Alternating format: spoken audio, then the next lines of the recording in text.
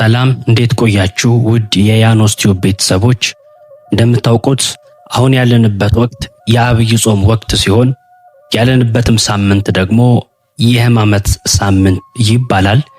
ይሄ የሕማማት ሳምንት የጌታችንን መከራውን፣ ስቃዩን ለኛ ብሎ የከፈለውን ዋጋ የምናስብበት ሳምንት ነው።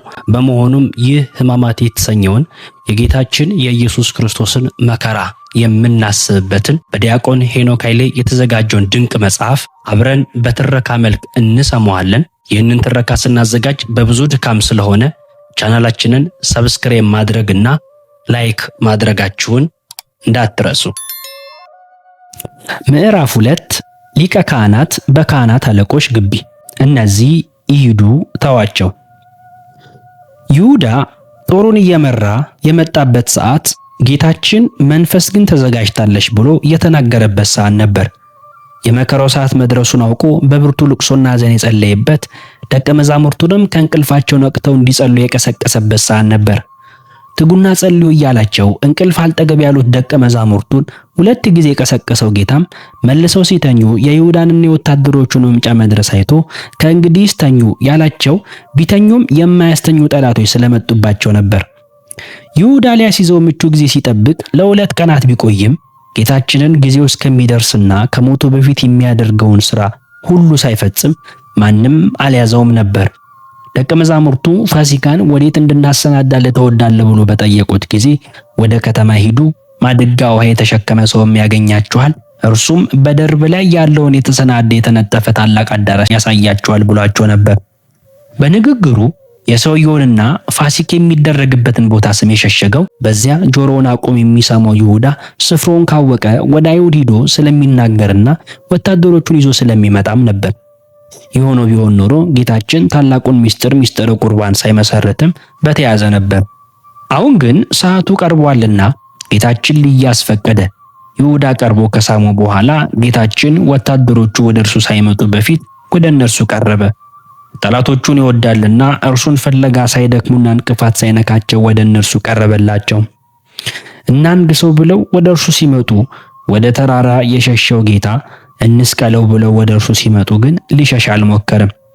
እንደ ነብዩ ኤልሳ ሊይዙት የመጡትን ወታደሮች ዓይናቸውን አሳውሮ መንገዱን በዛ አይደለም፣ ከተማይቱም ይች አይደለችም፣ የምትሹትን ሰው አሳያችሁ ዘንድ ተከተሉኝ ብሎ ወደ ሌላ መንገድ ሊመራቸው የሚቻለው ቢሆንም እርሱ ግን ወደ እነርሱ ቀረበ። ከፊታቸው ቆሞ ማንን ትፈልጋላችሁ ብሎ ጠየቃቸው። ወታደሮቹ ምንም እንኳን በይሁዳ ምልክት ሰጪነት ማንነቱን የተረዱ ቢሆንም ጥያቄው ስላደናገራቸው የናዝሬቱ ኢየሱስን ብሎ መለሱለት። እኔ ነኝ ባላቸው ጊዜ ወደ ኋላ ፈግፍገው በምድር ወደቁ። ጥያቄ ጠይቆ መልስ ሲሰጠው ወደ ኋላ መውደቅ እንዴት ያለ ነገር ነው? የጠበቁትን መልስ ሰምተው እንዴት ሊወድቁ ይችላሉ? ነባቤ መለኮት ወንጌል ዮሐንስ ከሌሎች ወንድሞቹ በተለየ ሁኔታስ ይህንን ክስተት የጻፈልን ለምን ይሆን? እርግጥ ነው ማንም ሰው እገሌ ነህን ብለን ለምንጠይቀው ጥያቄ እኔ ነኝ የሚል መልስ ሲሰጠን ወደ ኋላ ሊጠለን አይችልም። ለነዚህ ወታደሮች ግን እኔ ነኝ ብሎ የመለሰላቸው በሲና ተራራ ሙሴ ስም ማን ነው ብሎ በጠየቀው ጊዜ እኔ ነኝ ብሎ የተናገረው ልዑል እግዚአብሔር ነው። በምድር ላይም በምንም ቋንቋ ስሙ በምልአት ሊገለጥ የማይቻለው ነቢዩ ዳዊት አንተ ግን አንተ ነህ ብሎ የዘመረለት ራሱን እኔ ነኝ ብሎ ከመግለጥ በቀር በምንም ስም ሊወሰን የማይቻለው እግዚአብሔር ራሱ ነው። ስለዚህም እኔ ነኝ ብሎ በአምላካዊ ቃሉ ሲናገር እንደ ሙሴ እንደ ዮሐንስ ያሉትን ቅዱሳን በግንባራቸው ለስግደት ይደፋሉ። ማንነቱን ያልተረዱት ወታደሮችና መሰሎቻቸው ደግሞ እኔ ነኝ ሲላቸው ወደ ኋላቸው ይደፋሉ። ስለዚህ እግዚአብሔር ተነሳ፣ ጠላቶቹም ተበተኑ፣ የሚጠሉትም ከፊቱ ሸሹ ብሎ መዝሙረኛው ዳዊት እንደሚናገር እንደ ኤሊ ያሉት ስለ እርሱ ሥራ ሲሰሙ የኋሊት ወድቀው ሲሞቱ፣ እንደ ሕዝቅኤል ያሉት ደግሞ በአምልኮ በግንባር ተደፈው ይላሉ። ቅዱስ ጎርጎርዮስ ዘኑሲስ በአጭር ቃል ሲያስቀምጠው ጻድቃን ወደፊታቸው ሲወድቁ ኃጥአን ግን ወደ ኋላቸው ይወድቃሉና ይላል። በእውነትም በአዲስ ኪዳን መጽሐፍት እንደተረዳ ነው በስሙ የሚያምኑ ሐዋርያት አትፍሩ እኔ ነኝ ሲላቸው ልባቸው ይረጋጋል። የማያምኑ ሰዎች ግን እኔ ነኝ ሲላቸው ይወድቃሉ። አጋንንትም በፍርሃት ይጮሃሉ። በነቢዩ ዳዊት ክፋትን በአንተ ላይ ዘርግተዋልና የማይቻላቸውንም ምክር አሰቡ፣ ወደ ኋላቸው ትመልሳቸዋለህ ተብሎ እንደተነገረ ወደ ጌታ ለመያዝ የመጡት ወታደሮች እኔ ነኝ ሲላቸው ወደ ኋላቸው ወደቁ። ጌታችን በአምላክነቱ ኃይል እንዲወድቁ ያደረገው ሊጎዳቸው ሳይሆን ለነርሱም ለኛም የሚሆን መልእክት ሊተውልን ስለፈለገ ነበር። ይህ መልእክት ጊዜው ስለደረሰ ያዙት እንጂ በሰራዊት ብዛት የተያዘ እንዳልሆነ እንዲረዱ ነው። ነፍሴን እኔ በፈቃዴ አኖራታለሁ እንጂ ከእኔ ማንም አይወስዳትም በማለት እንደተናገረው የተያዘው የሚይዙት ሰዎች ኃይለኞች ስለሆኑ ሳይሆን ኃያሉ በፈቃዱ ድካምን መርጦ ስለሆነ ነው። ስለዚህ የኋሊት እንዲወድቁ በማድረግ መለኮታዊ ኃይሉን ዳግመኛ እንዲነሱ በማድረግ ደግሞ የምሕረቱን መጠን አሳያቸው። የሚያስተውሉ ከሆኑ ለወታደሮቹ የተሰጠ የመጨረሻው ስብከት ይሄ ነበር። ቅዱስ አውግስጢኖስ በወደቁ ጊዜ መለኮታዊ ኃይሉን ስለማስረዳቱ ሲናገር እንዲህ ይላል። እንዲፈረድበት ራሱን አሳልፎ በሰጠበት ቀን እንዲህ ካደረገ ሊፈርድ ሲመጣ ምን ያደርግ ይሆን? ሊሞት በመጣበት ጊዜ ይህን ኃይል ካሳየ ለዘላለም ሊገዛ በሚመጣበት ጊዜ እንዴት ኃይልን ያሳይ ይሆን? ቅዱስ ዮሐንስ አፈወርቅም ስለዚህ ሲገልጽ ጌታችን በመስቀል ላይ መከራ ተቀብሎ ስለ ሁላችን የሞተው በፈቃዱ እንጂ በግድ ተይዞ ሞት ስለተፈረደበት አለመሆኑን ያብራራል። ቅዱስ ጳውሎስ ስለ ሰው ሁሉ ሞትን ይቀምስ ዘንድ ያለውም ይህንን ያስረዳል። ክርስቶስ ሞትን ቀመሰ ተብሎ የሚነገረው ራሱ ጌታችን ሞትን እንደ ጽዋ አድርጎ ስለተናገረ ነው። ሆኖም በጽዋ ቢመሰልም ሞትን ጠጣ በማለት ፋንታ ቀመሰ የሚለው ቃል በመጽሐፍት ተጽፏል። ይህም ቀመሰ የሚል አገላለጽ የሚቀምስ ሰው የሚፈልገውን ያህል ብቻ አስቦ እንደሚቀምስ ጌታችንም ሞቱን በፈቃዱ የተቀበለው እንጂ በግድ እየተጋተው አለመሆኑን የሚያሳይ ነው። ከዚህም በተጨማሪ ጌታችን ሞትን ቀምሶ ከእርሱ በኋላ በስሙ ለሚሞቱ ሰማዕታት ይህች ጽዋ ከኔ ትለፍ ብሎ ማስተላለፉን የሚያሳይ ድንቅ አገላለጽ ነው። ጌታችን ሞቱን ፈቅዶ የተቀበለው ለእኛ ብሎ ነው እንጂ ክብር ይግባውና ወንጀል ኖሮበት ሊቀጣ አይደለም፣ ወይም ደግሞ በመሞቱ ክብር የሚያገኝበት ሆኖ አይደለም። ሊቃውንት እንደ ወንበዴዎች ስቶ እንደ ሰማዕታት ሽቶ አይደለም ለእኛ ብሎ ተሰቀለ እንጂ ይላሉ። በወታደሮቹ መውደቅ ይህንን ካስተማረ በኋላ ወታደሮቹ ከወደቁበት ሲነሱ ለሁለተኛ ጊዜ ማንን ትፈልጋላችሁ ብሎ ጠየቃቸው። እነርሱም የናዝሬቱን ኢየሱስ ብሎ መለሱ። ደግሞ እኔ ነኝ ሲላቸው ግን በመጀመሪያው ኃይሉንና በፈቃዱ መያዙን ገልጧልና ወደ ኋላው አልወደቁም። ደግሞ ቢወድቁ ኖሮ ምናልባትም ከዚያ በኋላ ቢጠይቃቸውም ላይመልሱና የመጡበትን ትተው ሊሄዱ በቻሉም ነበር። ጌታችን ከመያዙ በፊት ለወታደሮቹ አንድ ነገር አሳስቧቸዋል። የሚይዙት ኃይል ስለሌለው ሳይሆን ፈቅዶ መሆኑን ካስረዳ በኋላ ልትይዙኝ ከሆነ እንግዲህ እኔን ትፈልጉ እንደሆናችሁ እነዚህ ይሂዱ ተዋቸው አለ። ወደ መከራ እየሄደ ስለ ተማሪዎቹ የሚያስብ መምህር፣ ወደ መታረድ እየሄደ ስለ በጎቹ የሚጨነቅ መልካም እረኛ ክርስቶስ እኔን ያዙኝና እነዚህን ይሂዱ ተዋቸው ብሎ ነፍሱን ስለ በጎቹ አሳልፎ ሰጠ። የደቀ መዛሙርቱን አቅማቸውን ያውቃልና ከሚቻላቸው በላይ ተፈትነው እንዳይጠፉ ባልጸና እምነታቸው በመከራ እንዳይወድቁ ያስባልና በአንዲት ገረድ ፊት የሚክዱት ሐዋርያት በወታደር ፊት እንዲጋፍጡ አላሰናበታቸውም። ይሂዱ ተዋቸው አለ። ሊቃውንት እንዳስተዋሉት ጌታችን እነዚህን አለ እንጂ ደቀ መዛሙርቴን ተዋቸው ይሂዱ አላለም። ደቀ መዛሙርቱ መሆናቸውን ቢገልጽ በንግግሩ አደጋ ላይ እንዳይጥላቸው ሳሳላቸው። በሊቀ ካህናቱ ፊትም ቀርቦ ሲመረመር በምርመራ ሂደት የተባባሪዎችን ስም አውጣ መባል የተለመደ ነውና ስለ ደቀ መዛሙርቱ ተጠይቆ ነበር። ጌታችን ግርፋትና በጥፊ መመታቱን በትዕግስት ተቀበለ እንጂ የበጎቹን ስም ለተኩላ አልተናገረም። አስቀድሞ ሲጸልይ ከእነርሱ ጋር በዓለም ሳለው የሰጠኝን በስምህ እኔ ጠብቃቸው ነበር ጠበቅኳቸውም፣ መጽሐፉም እንዲፈጸም ከጥፋት ልጅ በቀር ከእነርሱ ማንም አልጠፋም ብሎ እንደተናገረው አስቦ ሸምቆ በፈቃዱ ከካደው ከይሁዳ በቀር በማይችሉት መከራ ተፈትነው ይወድቁ ዘንድ ደቀ መዛሙርቱን አልተዋቸውም። እነዚህ ይሂዱ ተዋቸው የሚለው ቃል ምንኛ ድንቅ ነው! ጌታችን እሱ ታስሮ ነፃ ያወጣው ደቀ መዛሙርቱን ብቻ ሳይሆን ሁላችንንም ነው። ታስሮ ያስፈታን በነፃነት እንዲሄድ ያደረገን ሁላችንንም ነው። ቅዱስ ስምዖን አምዳዊ አንተም መልሰ እነዚህን ተዋቸው ይሂዱ እኔን ያዙኝ ብለህ ስለ ደቀ መዛሙርትህና ስለሚያምኑብህ ሕዝብ ሁሉ ነፍስህን ለሞት ሰጠህ ሲል አብራርቶታል። ከዚህ በኋላ ወታደሮቹ ጌታችንን ያዙት። ከ14ቱ ሕማማተ መስቀል አንዱ ሆኖ የሚቆጠረው የጌታ መያዝ በመንፈሳዊ መነጽር ሲታይ እጅግ ጥልቅ ነው። ዓለምን በእጆቹ መዳፍ የያዘው አምላክ እንደ ሌባ በወታደሮች መያዙ እጅግ ለመስማት የሚከብድ ነገር ነው። ቅዳሴያችን እንዲህ ይላል። ሁሉን የያዘውን ያዙት፣ ሁሉን የሚገዛውን አሰሩት፣ በቁጣ ጎተቱት፣ በፍቅር ተከተላቸው፣ እንደ በግ ለመታረድ ተነዳ፣ በሸላቾቹ ፊት ዝም እንደሚል በግ እንዲሁ አፉን አልከፈተም ተብሎ በነቢዩ ኢሳይያስ የተነገረለት የዓለምን ኃጢአት የሚያስወግደው የእግዚአብሔር በግ ታስሮ ሲጎተት አንዳችም ተቃውሞ አላሳየም። እኛን ከኃጢአት ማሰሪያ ሊፈታ በፍቃዱ ታሰረ። ድዊ የሚፈወስበትን፣ ጎባጣ የሚያቀናበትን እጁን አሰሩት። ለዚህ ለማይነገር ምስጢር አንክሮ ማድነቅ ይገባል። ፈራጅ እርሱን ፈረዱበት፣ ከኃጢአት ማሰሪያ የሚፈታ እርሱን አሰሩት። ዓለምን የያዘ እርሱን ያዙት። የአዲስ ኪዳን ሊቀ ካህናት ክርስቶስ በወታደሮች ሰንሰለት ተይዞ ወደ ኦሪት ሊቃነ ካህናት ግቢ በጨለማ ተወሰደ።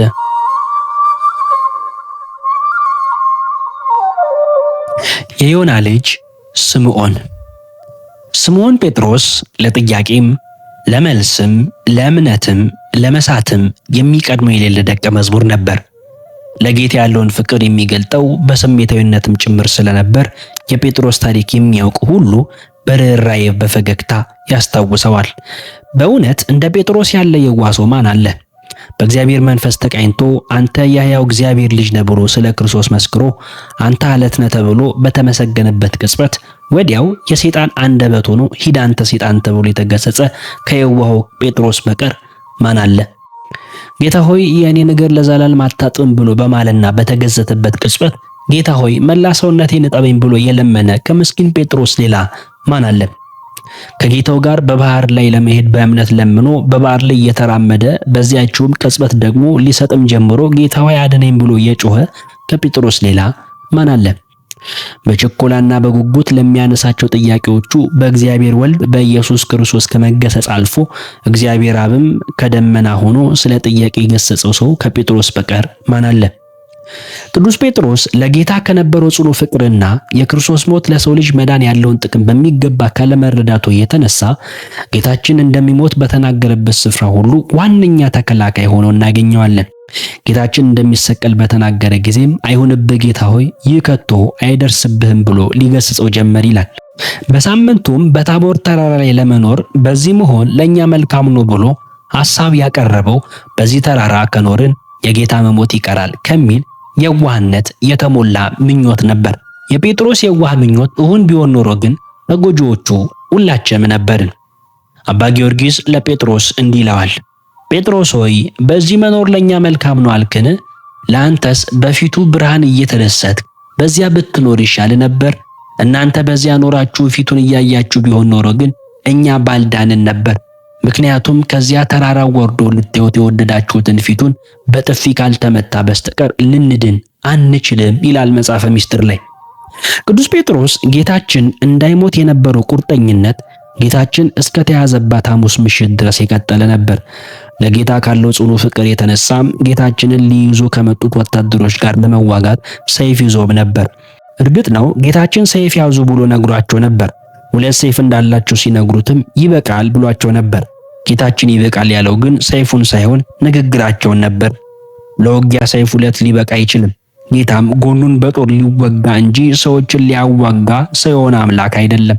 ሊቃውንት እንዳብራሩት ያዙት የተባሉት ሰይፍ ደግሞ ነፍስና መንፈስን ጅማትና ቅልጥምን እስኪለይ ድረስ የሚወጋውን የመንፈስ ሰይፍ ሲሆን እርሱም 3 ዓመት ያስተማራቸውን የመከራ ቀን ስንቅ የሚሆን የእግዚአብሔርን ቃልን ነበር። ጴጥሮስና ጓደኞቹ ግን ቅዱስ ኤፍሬም እንዳለው ቃሉ ሰይፍ የሆነውን አምላክ ለማስጣል ሰይፍ ያዙ።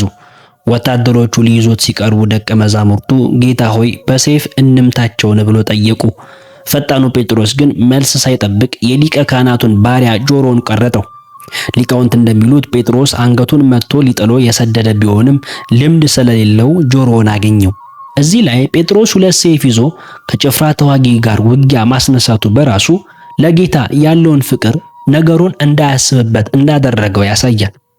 አሳ ከማጥመድ ውጪ በጦር ሜዳ ውሎ የማያውቅ ቢሆንም ለጌታ ያለው ፍቅር ሰውን መግደል ሙዝ እንደመላጥ ከሚቀልላቸው ወታደሮች ጋር ውጊያ እንዲያስነሳ አደረገው።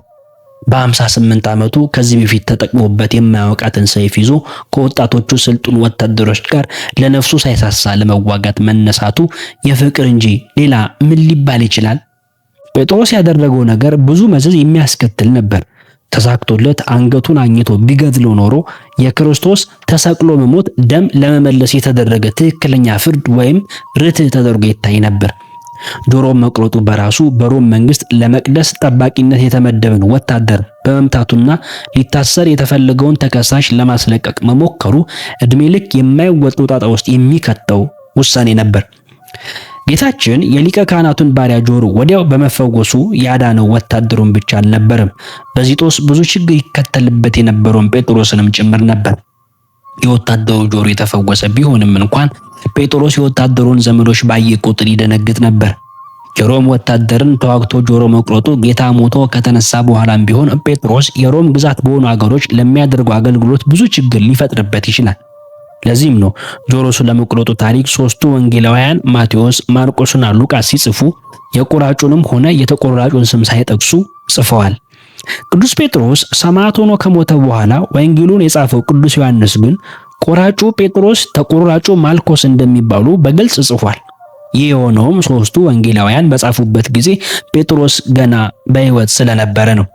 ጉዳዩን በግልጽ ቢጽፍ ኖሮ ጴጥሮስ ሮማዊ ወታደር መዋጋቱን የሚያሳይ የጽሑፍ ማስረጃ ተገኘ ተብሎ ክርስቲያኖችን በምን እናሰቃይ ላሉት ሮማውያን ሰርግና ምላሽ ይሆንላቸው ነበር። የማልኮስ ጆሮ። ማልኮስ የሊቀ ካህናቱን ግቢ ከሚጠብቁና ከቤተ መቅደስ ጋር የተያዘ የጸጥታ ሥራ ከሚሰሩ ባሪያዎች አንዱ ነው። ለኦሪት ሊቀ ካህናት ባሪያ የሆነው ይህ ሰው ሐሙስ ማታ የአዲስ ኪዳኑን ሊቀ ካህናት ክርስቶስን አስሮ የማምጣት ግዳጅ ተሰጥቶት በጨለማ ከሰራዊት ጋር መጣ። ይህ ወታደር አፍታም ባልቆየው ብዙ ተሳታፊ ባልነበረውና ሳይጀመር በቆመው ውጊያ ላይ ጆሮውን ያጣ ብቸኛው ቁስለኛ ሆነ። የሚሰማ ጆሮ ያለው ይስማ የምትል ወንጌልን እንዲያስተምር ለ3 ዓመት የሰለጠነው ሰባኪው ጴጥሮስ የዚህን ወታደር የሚሰማ ጆሮ ቆርጦ ጣለበት። እንደ ጥፍርና እንደ ጠጉር ተቆርጦ ሊበቅል የማይችል ጆሮውን ቆርጦ ሲጥለውም ሲጠሩት አቤት ማለት የሚጠይቀውን የሊቀ ካህናት ግቢ ስራውንም አደጋ ላይ ጣለበት። ከመስማት አቅሙ ማነስ በተጨማሪ ይህ ባሪያ ጆሮ መቆረጡ በሚመለከቱት ሕግ አዋቂ አይሁድ ዘንድ ሁለት ሌላ ትርጉም የሚሰጥ ጠባሳ ይሆንበታል። በኦሪት ሕግ መሰረት አንድ ባሪያ ለ6 ዓመታት ከተገዛ በኋላ በሰባተኛው ዓመት ነፃ እንዲወጣ መብት ነበረው። ይህ ባሪያ ነፃ መውጫው ጊዜ ደርሶ ነፃ ላውጣህ ብሎ ጌታው ሊያሰናበተው በተነሳ ጊዜ የጌቴ ቤት ኑሮ ተስማምቶኛል፣ ነፃ መውጣት አልፈልግም ብሎ በባርነቱ መቀጠል ከፈለገ ጆሮውን ተርትሮ ወይም በስቶ የዘላለም ባሪያው እንዲያደርገው ሕጉ ያዘ ነበር። በዚህ መሰረት ማልኮስ በሕግ አዋቂዎች ዘንድ ጆሮውን ተቆርጦ ቢታይ የሚያስተላልፈው መልእክት ባርነት ይሻለኛል እንዳለ ሆኖ ነው። ጌታችን የዚህን ባሪያ ጆሮ ወዲያው ቢፈውስለትም የዚህ ባሪያ ጆሮ መቆረጥ ታሪክ የሰው ልጅ የባርነት ዘመን የነበረው 6ኛው ሺህ ሲፈጸም ነፃ ሊያወጣው የመጣውን ጌታ አንሰማም ብለው የባርነት ሕይወት ለመኖር ለመረጡ አይሁድ ምጽአታዊ ተግሳጽ የሚሆን ክስተት ነበር። ሶስቱ ወንጌላውያን የጆሮውን መቆረጥ ብቻ ሲጽፉ ሐኪሙ ሉቃስ ግን በሕክምናው ጥበብ ጨርሶ የማይታሰበውን ድንቅ ሥራ አይቶ ሳያልፍ ጆሮውን በመዳሰስ ብቻ ፈወሰው ብሎ ጽፎልናል። ሰውን እንደ ሸክላ ሰሪ ከአፈር የፈጠረው እግዚአብሔር ወልድ የዕውሩን ዓይን በጭቃ ለውሶ ታጠብና እይ ያለው ሁሉን ቻይ ክርስቶስ የሸክላው ጆሮ ድንገት ቢቆረጥ በአምላካዊ እጁ ዳግመኛ ጆሮ ሰጠው። እዚህ ላይ ያለው ሌላው ድንቅ ነገር በወንጌሉ ላይ ጌታ የወደቀውን የማልኮስን ጆሮ በጨለማ በጌቴሰማኒ አትክልት ስፍራ መሬት ላይ ፈልጎ አነሳ የሚል ነገር አለመጻፉ ነው። ኦርቶዶክሳውያን አበው እንዳስተዋሉት ጌታ ለዚህ ወታደር በተአምራት ሌላ አዲስ ጆሮ ሰጠው እንጂ የተቆረጠውን ጆሮ አንስቶ አልገጠመለትም። ለነገሩ ምን ያደርግለታል? በሊቀ ካህናቱ ግቢ ስንት የደባና የተንኮል ወሬ ሲሰማበት የኖረበት የቆሸሸ ጆሮ ምን ያደርግለታል? በአምላክ እጅ የተዳሰሰ አዲስ ጆሮ አይሻለውም ትላላችሁን? ይሄ በክፉ ወሬዎች ብዛት የቆሸሸ ጆሮአችን ተቀይሮ እንዲህ አይነት አዲስ ጆሮ የሚሰጠን ከሆነስ ጴጥሮስ መጥቶ የኛንም ጆሮ ምን ነው በቆረጠልን? በቅዳሴ ላይ ቆመን አቤቱ አንተን ብቻ የሚሰሙ ጆሮዎችን ስጠን ብለን የምንለምነው ለዚህም አይደል? ጆሮን የተፈወሰው ባለ 3 ጆሮ ማልኮስ ለፈወሰው ጌታ ውለታ ምን መልሶለት ይሆን? ከጌታ እግር ስር ተደፍቶ ማረኝ ብሎ ይሆን? ስለ ጌታ አምላክነት መስክሮ ሰማዕት ሆኖ ይሆን? ቅዱስ ኤፍሬም ሶርያዊ እንዲህ ሲል መልሱን ሰጥቶናል። ጆሮውን የተፈወሰው ባለሶስቱ ጆሮ ማልኮስ ለፈወሰው ጌታ ውለታ ምን መልሶለት ይሆን? ከጌታ እግር ስር ተደፍቶ ማረኝ ብሎት ይሆን? ስለ ጌታ አምላክነት መስክሮ ሰማዕት ሆኖ ይሆን? ቅዱስ ኤፍሬም ሶርያዊ እንዲህ ሲል መልሱን ሰጥቶናል። ማልኮስ ጆሮውን ለፈወሰው ጌታ ውለታውን በማሰር መለሰ። የፈወሰውን ጌታ የዋሊት አስሮ እያዳፋ ይዞት ሄደ። ይደንቃል። በተደረገለት ተአምር እንኳን ደንግጦ ወደ ቤቱ አልሄደም።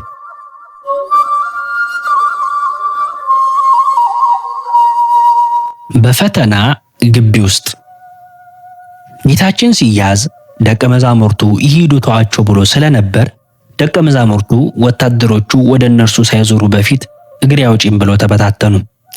እረኛውን እመታለሁ በጎቹም ይበተናሉ ብሎ ነቢዩ ዘካርያስ የተናገረው ትንቢትም ተፈጸመ። ጌታችን ራሱ እንዲሄዱ አሰናብቷቸው ነበርና ደቀ መዛሙርቱ ከማይችሉት ፈተና መሸሻቸው አያስነቅፋቸውም። ጌታ ከተያዘ በኋላ ወደ ሊቀ ካህናቱ ግቢ ይዘው ሲሄዱ አንድ ወጣት በቅርበት ተከታትሏቸው ነበር። እርቃኑን በነጠላ የሸፈነ አንድ ጎበዝ ይከተለው ነበር። ጎበዛዙትም ያዙት፣ እርሱ ግን ነጠላውን ትቶ ራቁቱን ሸሸ። የሐዋርያዊቷ ቤተክርስቲያናችን ትውፊት ይህ ባለ ነጠላ ወጣት በትሕትና ስለ ራሱ እኔ ብሎ ሊጽፍ ያልወደደው የጉዳዩ ብቸኛ የዓይን ምስክር ተዋናይ በወቅቱ ልጅ የነበረው ቅዱስ ማርቆስ ነበር። ከጌቴሴማኒ ወደ ሊቀ ካህናቱ ግቢ የቄድሮንን ወንዝ ተሻግሮ ሲጓዙ የብዙ ወታደሮችን ድምፅ በሌሊት የሰማውና ሚስጥረ ቁርባን በተፈጸመበት በቤተሰቦቹ ቤት በጽርሐ ጽዮን የነበረው ማርቆስ ከሌሊት ልብሱ ጋር ከቤቱ ወጥቶ ከኋላ ለመከተል ሞከረ። ወታደሮቹ ሲያስተውሉት ግን ከመሞት መሰንበት ብሎ በልጅ እግሩ ነጠላውን ትቶ ሸሸ። ጌታችንን በመከተል የነገሩን ፍጻሜ ያዩ ዘንድ እስከ ሊቀ ካህናቱ ግቢ የዘለቁት ደግሞ ቅዱስ ዮሐንስና ቅዱስ ጴጥሮስ ነበሩ። የጌታ ፍቅር ጸንቶባቸው እንጂ በዚያች አስጨናቂ ሌሊት እስከ ሊቀ ካህናቱ ግቢ ድረስ ዘልቀው መሄዳቸው ትልቅ አደጋ ላይ የሚጥላቸው ውሳኔ ነበር። በጎች ሆነው ወደ ተኩሎች ግቢ ዘልቀው መግባታቸው ብቻ ፍቅር ፍጹም ፍርሃትን አውጥቶ እንደሚጥል ያሳያል።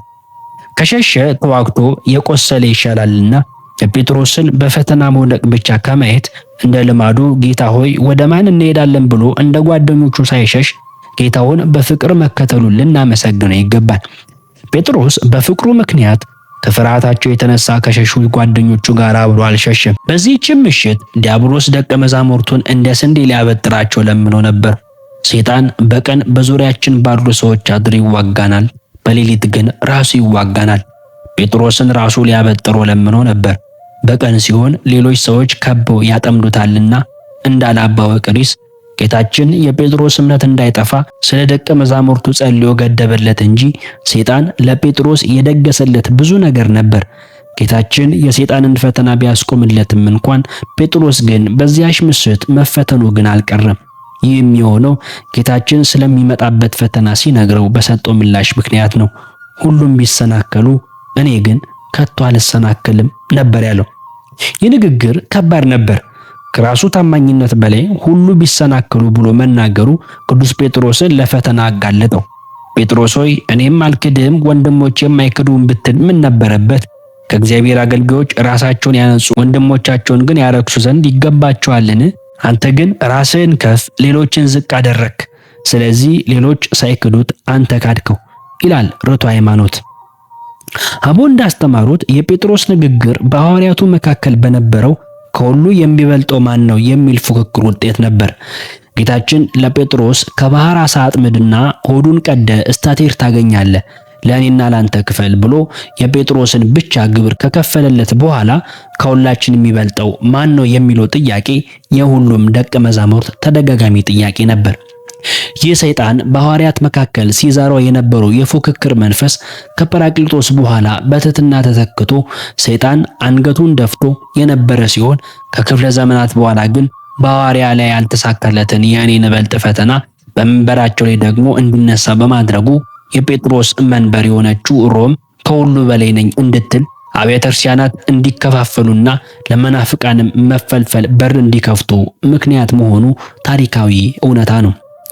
ጌታችን ጴጥሮስ በትዕቢት የተናገረውን በሰማ ጊዜ እውነት እልሃለሁ ዛሬ በዚህ ሌሊት ዶሮ 2 ጊዜ ሳይጮህ 3 ጊዜ ትክደኛለህ አለው።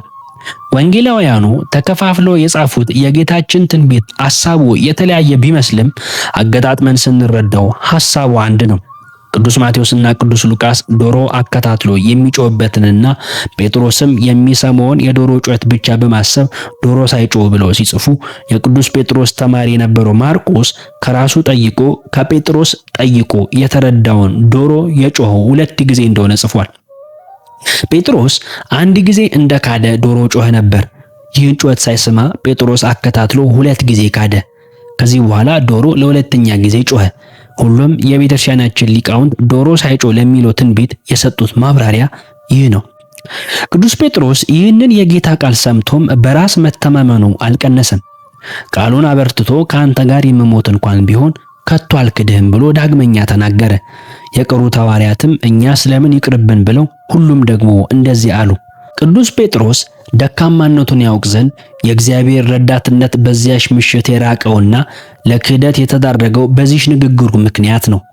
ድካሙን ያውቅ ዘንድ ከእግዚአብሔር ዘንድ የምትገኘው ረድኤት ከእርሱ ርቃለችና ብሎ ቅዱስ ቄርሎስ እንደተናገረ።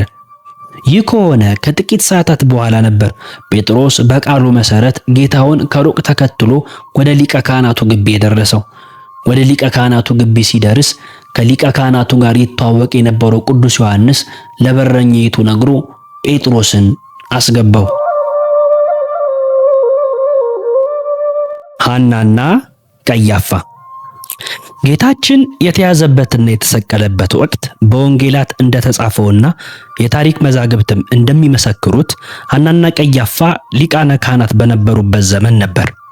ኦሪትን በሚገባ የሚያውቅ ሰው ሊቃነ ካህናት፣ የካህናት አለቆች የሚል ቃል ሲሰማ ብቻ ግራ መጋባቱ አይቀርም። ምክንያቱም በሕጉ መሰረት ሊቀ ካህናት የሚሆነው አሮንና በአሮን ዘር የበኩር ልጅ የሆነው ሰው ብቻ ነው። ሊቀ ካህናት የሆነው ሰው እስከ ዕለተ ሞቱ ድረስ የሚያገለግል ሲሆን ሲሞት የበኩር ልጁ በእርሱ ቦታ ሊቀ ካህናት ይሆናል። አሮንም ሞተ፣ በዚያም ተቀበረ፣ በእርሱም ፈንታ ልጁ አልዓዛር ካህን ሆነ የሚለው ቃል ይህንን ያስረዳል። በዚህ ምክንያት አንድ ሊቀ ካህናት በሕይወት እያለ ሌላ ሊቀ ካህናት ሊኖር አይችልም። ስለዚህ ሐናና ቀያፋ ሊቃነ ካህናት ሳሉ የሚለው ቃል ብቻ ዘመኑ ምንኛ የተበላሸ ዘመን መሆኑን የሚገልጽ ነው። ሐናም ሊቀ ካህናት ለነበረው ለቀያፋ አማቱ ነበር የሚለው ቃል ደግሞ ሌላ ችግርን ያመለክታል። አብረው በሕይወት መኖራቸው ሳያንስ አማትና አማች መሆናቸው ከአባት ወደ ልጅ ብቻ የሚተላለፈው ሊቀ ካህናትነት ከሕጉ ውጪ እንደተሰጣቸው እንረዳለን። እንዲያውም ኤስያውያን የተባሉት የአይሁድ ወገኖች ይህንን ከሕጉ የወጣ ሹመት ተቃውመው በሙት ባሕር በቁምራን ደሴት የብቸኝነት ኑሮ መርጠው ቅዱሳት መጻሕፍትን እየጻፉ ከሰው ተገለው ይኖራሉ። በወንጌሉ ላይ በተጻፉት እውነታዎች ብቻ ተነስተን ይህንን አልን እንጂ የአይሁድ ታሪክ ጸሐፊ የነበረው ዮሴፍ ወልደ ኮሪዮን በዚያ ክፍለ ዘመን ስለነበረው የሊቀ ካህናት ሹመት የጻፈው ታሪክ የበለጠ የሚያሳዝን ነው። እስራኤል በሮማውያን አገዛዝ ስር ከወደቀችበት ጊዜ በኋላ ሊቀ ካህንነት መንፈሳዊ ሹመት መሆኑ ቀርቶ ወደ ፖለቲካዊ ሹመትነት ተቀይሮ ነበር። ሊቀ ካህናቱና ሸንጎ በይሁዳ ግዛት ላይ አስተዳደራዊ ሚና ያለውም ስለሆነ ሊቀ ካህናት እንደ ሕጉ ከአሮን ቤት የልጅ ልጅ የሚሾምበት ሳይሆን ሮማውያን ደስ ያሰኛቸውና ለአገዛዛቸው የሚመቻቸውን ሰው የሚሾሙበት ስልጣን ሆነ። በጊዜ ሂደት ቦታውን ገንዘብ ላላቸው ሰዎች በጉቦ በመስጠት ሮማውያን ገዢዎች የገቢ ምንጭ አደረጉት። በዚህ የተነሳ አንድ ሊቀ ካህናት በየዓመቱ ስልጣኑ እየታደሰ ካልሆነ በቀር በቦታው ላይ መቆየቱ የማይታሰብ ሆነ። በዚህ በአሕዛብ እጅ በወደቀ መንፈሳዊ ሹመት ከታላቁ ሄሮድስ ዘመን እስከ ቤተ መቅደሱ መፍረስ ድረስ በነበሩት ዓመታት ውስጥ 39 ሊቃነ ካህናት ተፈራርቀው የተሾሙ ሲሆን እነዚህ የካህናት አለቆች እያንዳንዳቸው በስልጣን የቆዩበት ዓመት የብዙሃኑ በአማካይ ሲሰላ እስከ 4 ዓመት ብቻ ነበር። ይህ አማካይ ስሌት ግን ሐናና ቀያፋን አያካትትም። በዚህ ለሮማውያን ገዢዎች ከፍተኛ ጉቦ በሚከፈልበትና ከሮማውያን የጣዖት አምላኪነት አኗኗር ጋር መስማማትን በሚጠይቀው የሹመት ቦታ ላይ ሊቀ ካህናቱ ሐና ከነቤተ ዘመዶቹ እየተፈራረቀ ለ36 ዓመት መቆየቱ ነው። ሐና ራሱ በሊቀ ካህናትነት ለ10 ዓመታት ቆይቶ ነበር። ከዚያ በኋላ ልጁ አልዓዛር ለ1 ዓመት፣ አማቹ ቀያፋ ለ18 ዓመት፣ የቀሩት ልጆቹ ዮናታን፣ ቴዎፍሎስ፣ ማትያስ ደግሞ እየተፈራረቁ ለ7 ዓመታት በሊቀ ካህናትነት ተቀምጠዋል። ጌታችን ባስተማረበትና መከራ በተቀበለበት ዘመን ለስሙ ሊቀ ካህናት የነበረው ቀያፋ ይሁን እንጂ ከጀርባው ሆኖ የሁሉንም ቤተሰቦቹን የሊቀ ካህናትነት ቦታ የሚያሽከረክረው ሐና ራሱ ነበረ። ትርጓሜ ወንጌል ይህንን ሲገልጸው ሐናና ቀያፋ ሊቀ ካህናትነቱን ምሉና ዱግ ሆነው ይዘውት ነበር ይላል። ጌታችን በተያዘ ምሽት ወደ ቀያፋ ከመሄዱ በፊት ወደ ሐና መወሰዱም የእሱ እጅ ያልነካው ነገር ስለማይወሰን ነበር። በዚህ ብዙ የማያስቀምጥ የስልጣን ቦታ ላይ ሐናም ሆነ ቀያፋ ለብዙ ዓመታት መቀመጣቸው የሮማውያን ገዢዎች ገንዘብ ወዳድነት ሊቋቋም የሚችሉ ባለሀብቶች መሆናቸውንም የሚያሳይ ነው። በዚያ ላይ በሊቀ ካህናትነታቸው ዘመን በእስራኤል ሕዝብ ላይ በሮማውያን እጅ አስከፊ የመብት ጥሰት ቢደርስም መንበረ ስልጣናቸው እስካልተነካባቸው ድረስ ከቀኝ ገዢዎቻቸው ጋር ተስማምተው የሚኖሩ መስሎ አዳሪዎችም ነበሩ። እንደ ሊቀ ካህናትነታቸውም ለቤተ መቅደሱ ክብር የሚጨነቁና ፈሪሃ እግዚአብሔር ያላቸው አልነበሩም። የሚያሳዝነው ድፍረት ከቤተ መቅደስ ሊወጣ የማይገባው የሊቀ ካህናቱ ልብሰ ተክህኖ እንኳን በሮማውያን ገዢዎች ቤት ይቀመጥ የነበረ ሲሆን ሊቀ ካህናቱ በክብረ በዓል ወቅት የሚለብሰው ገዢው ሲፈቅድለት ነበር። ይህ ሁሉ ዝቅጠት በሊቀ ካህናት ክብር ላይ ሲፈጸም በቅድስቲቱ ከተማ የቄሳር ሐውልት ቆሞ ሲመለክ የተቃወመው ሕዝብ ሲገደል ቢያዩም ሐናም ሆነ ቀያፋ የሚጨነቁት ስልጣናቸውን ስለማስጠበቅ ብቻ ነበር። በቤተ መቅደሱ ነጋዴዎች እንዲሰማሩ በማድረግና ከገቢው በመካፈል ሕዝቡ ለመስዋዕት የሚያመጣቸውን እንስሳት አይመጥኑም እያሉ እያቃለሉ የራሳቸውን በጎን በመሸጥ ለበዓል ከየሀገራቱ ለሚመጡ አይሁድ በቤተ መቅደስ ውስጥ የውጭ ምንዛሪ ገንዘብ የመለወጥ ሥራ እየሰሩ በማትረፍ ሀብት እያግበሰብሱ ነበር። ሐናና ቀያፋ ከሰዱቃውያን ወገን እንደመሆናቸው በትንሣኤ ሙታን አያምኑምና ፈርሰን በስብሰን ለምንቀረው ምን አስጨነቀን ብለው ስለሚያስቡ ትኩረታቸው ሁሉ ስለ ምድራዊ ሕይወት ነበር። ጌታችን ላይ የነበራቸው ጥላቻም በስልጣናቸውና በጥቅማቸው ላይ የመጣ ስለሆነባቸው እንጂ ለመንፈሳዊ ጉዳዮች ተቆርቆረው አልነበርም። በተለይም የቁጣቸው መጠን የመጨረሻ ጥግ ላይ የደረሰው ቤተክርስቲያናችን የሰሙነ ሕማማት መጀመሪያ አድርጋ የምታከብረው የሆሳዕና ዕለት ነው። ጌታችን አልዓዛርን በቢታንያ ከሞት ካስነሳ በኋላ ብዙዎች በስሙ አምነው ነበር። ወደ ኢየሩሳሌም ሲመለስ የቢታንያውን ተአምር ያዩ ብዙዎች ለበዓል ኢየሩሳሌም መጥተው ነበርና በደስታ አጅበው ሆሳዕና በአርያም ብሎ እየዘመሩለት ወደ ቤተ መቅደስ ገባ።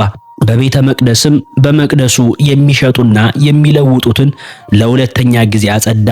ቤቴ የጸሎት ቤት ትባላለች ተብሎ ተጽፏልና እናንተ ግን የወንበዴዎች ዋሻ አደረጋችኋት አላቸው። ይህ ተግሳጽ ከንግዱ በስተጀርባ ሆነው ጥቅም ለሚጋሩት ሊቃነ ካህናት ጨርሶ የሚዋጥላቸው አልነበረምና ሴራቸውን ከሌላው ጊዜ በተለየ መራርነት ጀመሩ። ለሳምንታት የጎነጎኑትንና ረቡዕ በሸንጎ የተማከሩበትን የጌታን ምክረ ሞት ለመፈጸም በዚህ ምሽት ያስያዙትም ለዚህ ነበር።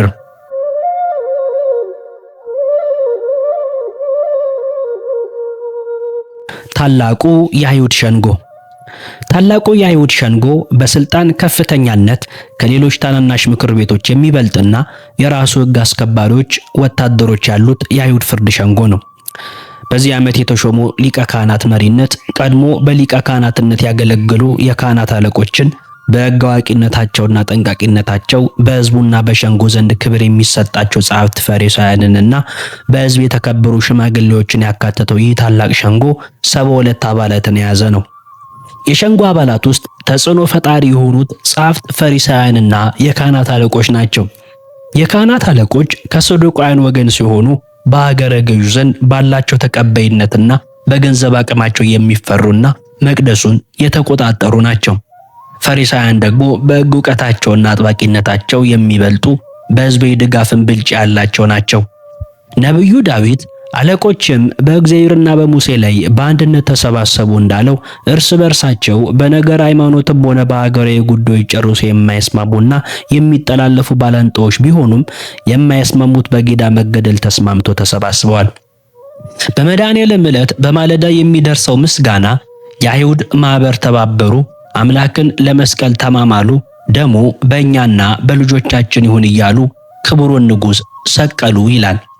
ታላቁ የአይሁድ ሸንጎ የሚሰበሰበው ለሶስት ታላላቅ ጉዳዮች ሲሆን ሌሎቹ ጉዳዮች ግን በታናናሽ ሸንጎዎችና አንዳንድ ጊዜም በሊቀ ካህናቱ ውሳኔ ብቻ ያልቁ ነበር። ይህ ድንጋጌ ለነቢዩ ሙሴ አማቱ ዮቶር በሰጠው ምክር ላይ ከሚገኘው እነርሱ በታናሹ ነገር ሁሉ እነርሱ ይፍረዱ፣ አውራውን ነገር ግን ወደ አንተ ያምጡት ይላል። የአስተዳደር ተዋደር ስልት እየተወሰደው ከዚህ ድንጋጌ ነው። ታላቁ ሸንጎ የሚሰበሰበው የሶስት ሰዎችን ጉዳይ ለማየት ብቻ ነው። የመጀመሪያው የንጉሥ ጉዳይ ነው። ምንም እንኳን ዘግይቶ በሮማውያን እጅ በመውደቁ የመወሰን አቅሙ ደከመ እንጂ ታላቁ ሸንጎ እንደ ሕጉ ከሆነ ንጉሥንም ቢሆን አቅርቦ የመመርመርና ጥፋተኛ ሆኖ ካገኘው በንጉሥ ላይ የመፍረድ ስልጣን ነበረው። ከዚህም አልፎ ንጉሡ ያለ ታላቁ ሸንጎ አጽዳቂነት ጦርነት ማድረግም አይችልም ነበር። ለዚህ ምሳሌ የሚሆነው የንጉሥ ዳዊት የጦር ምክር ላይ ተሳታፊ የነበረው የታላቁ ሸንጎ ካህን አብያታር ነው። በዚህ ሸንጎ ቀርቦ የሚመረመረው ሁለተኛው ሰው ሊቀ ካህናት የሆነ ሰው ነው። ሊቀ ካህናት ሆኖ ለሸንጎ የሚያበቃ ጥፋት ከደረሰበት ታላቁ ሸንጎ ተሰብስቦ ይመረምርና ፍርዱን ያስተላልፋል።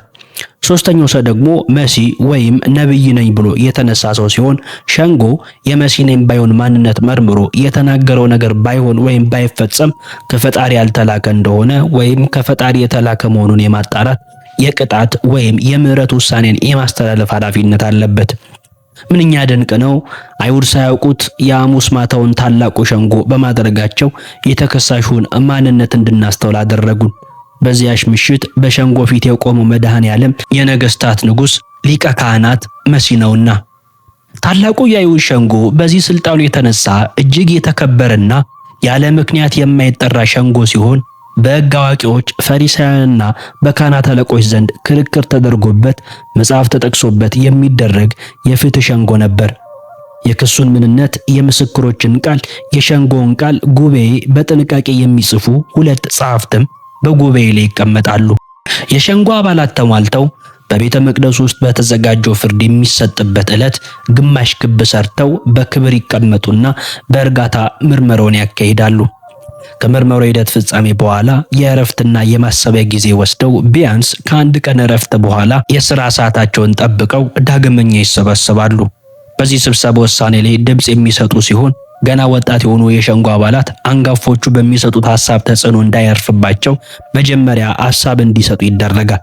ከዚያም ሌሎቹ ይከተላሉ። ከሁሉ መጨረሻም ሊቀ ካህናቱ ግራ ቀኙን አይቶ የድምፁን ሚዛን አገናዝቦ የመጨረሻ ውሳኔ ይፋ ያደርጋል። ይህንን ሁሉ መዘርዘር ያስፈለገን በጌታችን ላይ የተፈጸመውን ግፍ ለማሳየት ነው። ከላይ ካየናቸው ቅድመ ሁኔታዎች ለጌታችን አንዱም አልተሟላም ነበር። ጌታችን ላይ የፍርድ ሂደቱ ከመጀመሩ ከ3 ቀን በፊት በዕለተ ረቡዕ ሊገድሉት አስቀድመው ወስነው ነበር። ቀያፋም ሕዝቡ ሁሉ ከሚጠፋ አንድ ሰው ስለ ሕዝቡ ቢሞት ይሻላል ብሎ በመወሰን ሳይታወቀው ጌታ ስለ ሕዝቡ እንዲሞት መስክሮ ነበር። ውሳኔው አስቀድሞ የተጠናቀቀ ፍርድ እንዴት ፍትህ ሊገኝበት ይችላል?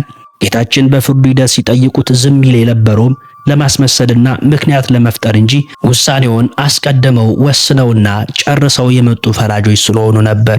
ከአይሁድ ሕግ አንጻር በጌታችን ላይ ብዙ ፍትህ ተጓድሎ ነበር። ምርመራው ከተካሄደበት ቦታ ብንጀምር የፍርድ ሂደቱ የተካሄደው በቤተ መቅደስ ሳይሆን በቀያፋ ግቢ ውስጥ ነበር። ሐና ጌታችንን ከሕጉ ውጪ ከሸንጎ በፊት ወደ ቤቱ እልፍኝ አስመጥቶ ለብቻው ሊመረምረው ሞክሯል። የሸንጎ የሥራ ሰዓት ደግሞ ቀን ብቻ ነበር። ታልሙድ በተሰኘው መጽሐፋቸው እንደተቀመጠው ሸንጎ ለፍርድ የሚቀመጠው የጧቱ መስዋዕት ቀርቦ ከተፈጸመበት ሰዓት ጀምሮ የማታው መስዋዕት እስከሚሰዋበት ሰዓት ድረስ ብቻ ነበር። ጌታችን ግን ይዘው ለፍርድ ያቆሙት ከምሽቱ 4 ሰዓት በኋላ ነበር። አብዛኞቹ የሸንጎ አባላት በተለይም ሕግ የሚጠነቅቁት ሰዎች ባልተገኙበት በተዋከበ ሁኔታ የተካሄደ የጨለማ ፍርድ ነበር። ሌላው የሸንጎ ሕግ በሰንበት ዋዜማ በሰንበትና በበዓል ዋዜማ ሸንጎ እንዳይቀመጥ የሚከለክል ነው። ጌታችን የተያዘበት ዕለት ግን በዓል ቢሉ ፋሲካ፣ የበዓል ዋዜማ ቢሉ የቂጣ በዓል ዋዜማ ነበር። የተያዘበት ቀን በአይሁድ አቆጣጠር ኒሳን 14 እንዲያውም ታላቅ ክብረ በዓል ነው። እስራኤላውያን በዚህም ወር እስከ 14ኛው ቀን ድረስ ጠብቁት፣ የእስራኤልን ማህበር ጉባኤ ሁሉ ሲመሽ ይረዱት ተብሎ ተነግሯቸው የነበረበት ዕለት ይህ ዕለት ነው።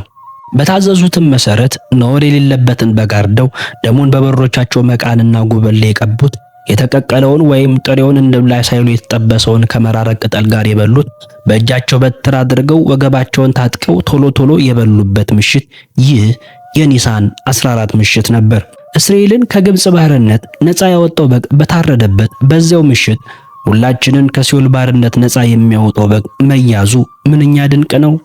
ኃጢአት ነውር ያልተገኘበት ንጹሕ በግ ደሙን የሰውነታችን በር በሆነው በከንፈራችን የምንቀበለውና ከሞት የምንድንበት በግ እንደ ጥሬ ሥጋ ምሳሌ ሥጋው የመለኮት እሳት ያልተዋሃደው ነው ሳንል፣ እንደ ተቀቀለ ሥጋ ምሳሌ ደግሞ የመለኮቱ እሳትነት ሥጋውን አጥፍቶታል ሳንል፣ እሳት እንደማይለየው እንደ ተጠበሰው ሥጋ መለኮት የተዋሃደው ሥጋ ነው እያልን የምንበላው በግ ከመራራ ቅጠል ጋር እንደበሉ መራራ የሆነ ሞቱን እያሰብን ሥጋውን የምንበላው በግ የመስቀሉን ምርኩዝ ይዘን የወንጌልን ጫማ ተጫምተን የምንበላው በግ በዚህ ምሽት መያዙ ብሉይና አዲስን ፍንትው አድርጎ የሚያሳይ ነውና እንኳንም በዚያች ምሽት ያዙት ብለን ደስ ይለናል። ምክንያቱም ፋሲካችን ክርስቶስ ታርዷልና። ሊቃነ ካህናቱ ጌታችንን በበዓል ከመያዛቸው በተጨማሪ የፍርዱ ሂደትን የሚጽፉ ጸሐፍትም በሸንጎ ላይ አልነበሩም። ቢኖሩም በበዓልና በሰንበት መጽሐፍ ራሱ ሕጉ ስለሚከለክል እሺ ብለው አይጽፉም ነበር። በዚህ ፍርደ ገምድል ምርመራ የማሰቢያ ጊዜ ሳይወስዱ በአግባቡ ሳይመረምሩ በማዋከብ ብቻ ራሳቸውን ከሳሽ፣ ራሳቸው ምስክሮች፣ ራሳቸው ፈራጅ ሆነው በተከሰሰበት ዕለት ለሞት አደረሱት። በዚያች ምሽት በጨለማው ፍርድ ቤት ብዙ ግፍ ተፈጽሟል። ጌታችን በወታደሮችና በሊቀ ካህናት ተከቦ ተሰድቧል፣ በጥፊ ተመቷል። ተራ በተራ እርኩዝ ምራቃቸውን ተፍቶበታል። እስቲ ለአንድ አፍታ ወደዚህ የጨለማ ሸንጎ ስለኛ ተይዞ በአይሁድ መካከል ብቻውን የቆመውን ደቀ መዛሙርቱ ትተውት የሸሹትን ጌታ ተከትለን በዓይነ ሕሊናችን እንግባ። ቤተክርስቲያናችን አንጀት በሚያላውስ ውብ ዜማ ብዙ ውሾች ከበቡኝ የክፎችም ጉብ ያዘኝ ብሎ በዳዊት አንደበት የተናገረውን ክርስቶስ በውሾች አይሁድ ተከቦ በክፎች ሊቃነ ካህናት ተይዞ እናየው ዘንድ በዓይነ ሕሊናችን ወደ ቀያፋ ቤት ሸንጎ ጌታችንን ተከትለን እንግባ።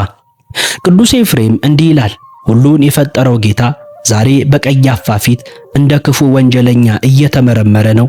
ከባሪያዎቹ አንዱ በጥፊ መታው። ጌታም ቆሞ ባሪያው ሊፈርድበት ተቀመጠ። በክፋት የተሞላው ቁጭ ብሎ በንጹሕ ላይ ፈረደበት። እነዚህ ነገሮች ባሰብኩ ጊዜ ልቤ በፍርሃት ይንቀጠቀጣል፣ ሰማያትም ይንቀጠቀጣሉ፣ የምድርም መሰረት ይናወጻል። መላእክትና ሊቃነ መላእክት በፍርሃት ይጨነቃሉ። ሚካኤልና ገብርኤል በክንፎቻቸው ፊታቸውን ይሸፍናሉ። ባሪያ ጌታውን በጥፊ ሲመታ ባዩ ጊዜ ኪሩቤል ከዙፋኑ ስር ይሸሸጋሉ፣ ሱራፊልም ክንፎቻቸውን ያማታሉ ይላል።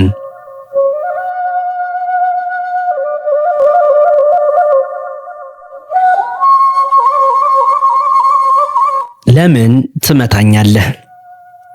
ጌታችን መጀመሪያ የተወሰደው ክፋትንና ተንኮልን ወደ ተሞላው ሽማግሌ ወደ ሐና ነበር። በሕጉ መሰረት ብቻውን ለመመርመር ስልጣን ባይኖረውም አሳስሮ እስከ እልፍኙ ድረስ አስመጣው። ከፊቱ ካስቆሙ በኋላ ሐና ጌታችንን ስለ ደቀ መዛሙርቱና ስለ ትምህርቱ ጠየቀው።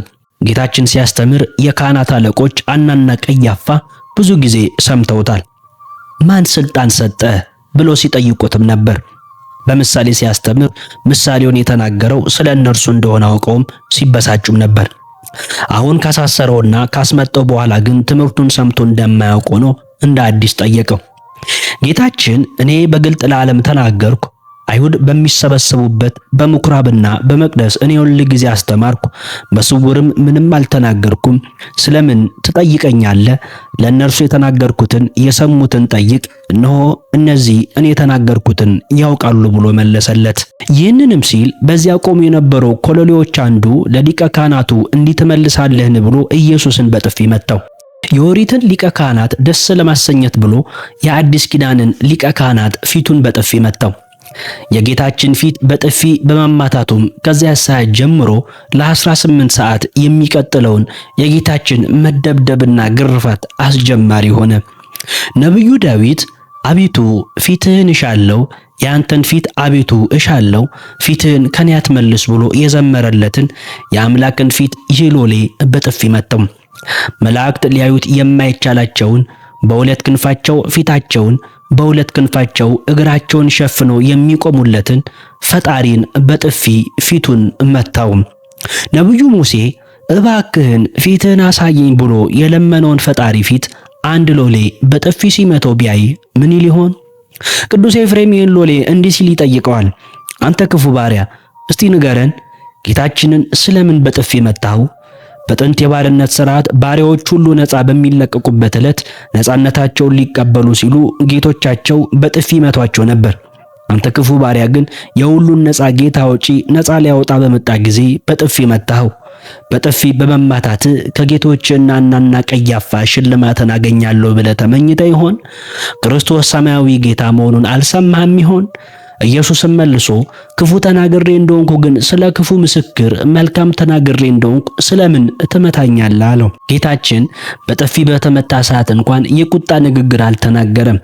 በሊቀ ካህናት ሸንጎ ፊት በጥፊ በተመታ ጊዜ አንተ በኖር የተለሰነ ግድግዳ እግዚአብሔር አንተን ይመታ ዘንድ አለው። አንተ በሕግ ልትፈርድብኝ ተቀምጠ ያለ ሕግ እመታ ዘንድ ታዛለህን ብሎ ተናግሮ ዳኛው ሊቀ ካህናት መሆኑን ሲነግሩት ይቅርታ እንደጠየቀው እንደ ቅዱስ ጳውሎስ ጌታችን ያለ ሕግ ለምን ተመተው ብሎ አልተከሰሰም። ግራህን ሲመቱ ቀኝህን ስጥ ብሎ ያዘዘን ጌታ ለምን ትመታኛለህ ያለው ለምን ይሆን? ጌታችን በዕለተ ዓርብ ያ ሁሉ ጅራፍ ሲወርድበት ለአንድም ጊዜ ለምን ትመቱኛላችሁ ብሎ አልጠየቀም። የእሾህ አክሊል ሲደፉበት ለምን ተወጉኛላችሁ፣ ሲተፉበት ስለምን ትተፉብኛላችሁ ብሎ አልተናገርም። ይህ ሎሌ የመታው ጥፊ ከዚያ ሁሉ ጅራፍ በልጦ ለምን ትመታኛለህ ያሰኘው ለምንድን ነው? ሊቃውንት እንዳብራሩት ጌታችን በጥፊ የመታው ሎሌ ጌታችን በቤተ ሳይዳ የመጠመቂያ ስፍራ ከ38 ዓመት የአልጋ ቁራኝነት አላቆ አልጋህን ተሸክመ ሂድ ብሎ እየፈወሰው ሰው ነው። እኛ መጻጉዕ በሽተኛ ብለን የምንጠራውና ግሪካውያን በስንክሳራቸው ኢየሩስ ብለው የጻፉለት ይህ ሰው ገና በተፈወሰበት ዕለት ጌታችንን ወደ አይሁድ ሄዶ በሰንበት አልጋን ተሸከም ያለኝ እርሱ ነው ብሎ የከሰሰ ሲሆን ዛሬ ደግሞ ከዓመታት ስቃዩ ያላቀቀውንና የሚብስ እንዳይደርስብህ ደግመህ ኃጢአትን አትስራ ብሎ ያስጠነቀቀውን ጌታ በጥፊ በመማታት የሚብስ ፍርድን ለራሱ አከማቸ። ጌታችን ይህንን ሰው ለምን ትመታኛለህ ብሎ የጠየቀው ከጥፊው በላይ ባዳነው ሰው እጅ መመታቱ ዘልቆ ስለተሰማው ነበር። ክፉ ተናግሬ ከሆነ ስለ ክፉ መስክርብኝ፣ መልካም ተናግሬም ከሆነ ስለምን ትመታኛለህ የሚለው ንግግርም አልጋን ተሸክመ ሄድ ከማለት ውጪ ምን ክፉ ቃል ተናግሬ ያለው የሚል መልእክትን የሚያስተላልፍ ነበር። ከዚህ በኋላ ሐና ጌታችንን ለብቻው መመርመሩን ትቶ ራሱም አባል ወደ ሆነበት በዚያው ግቢ ወደሚካሄደው ወደ ቀያፋ ቤት ሸንጎ እንደታሰረ ሰደደው።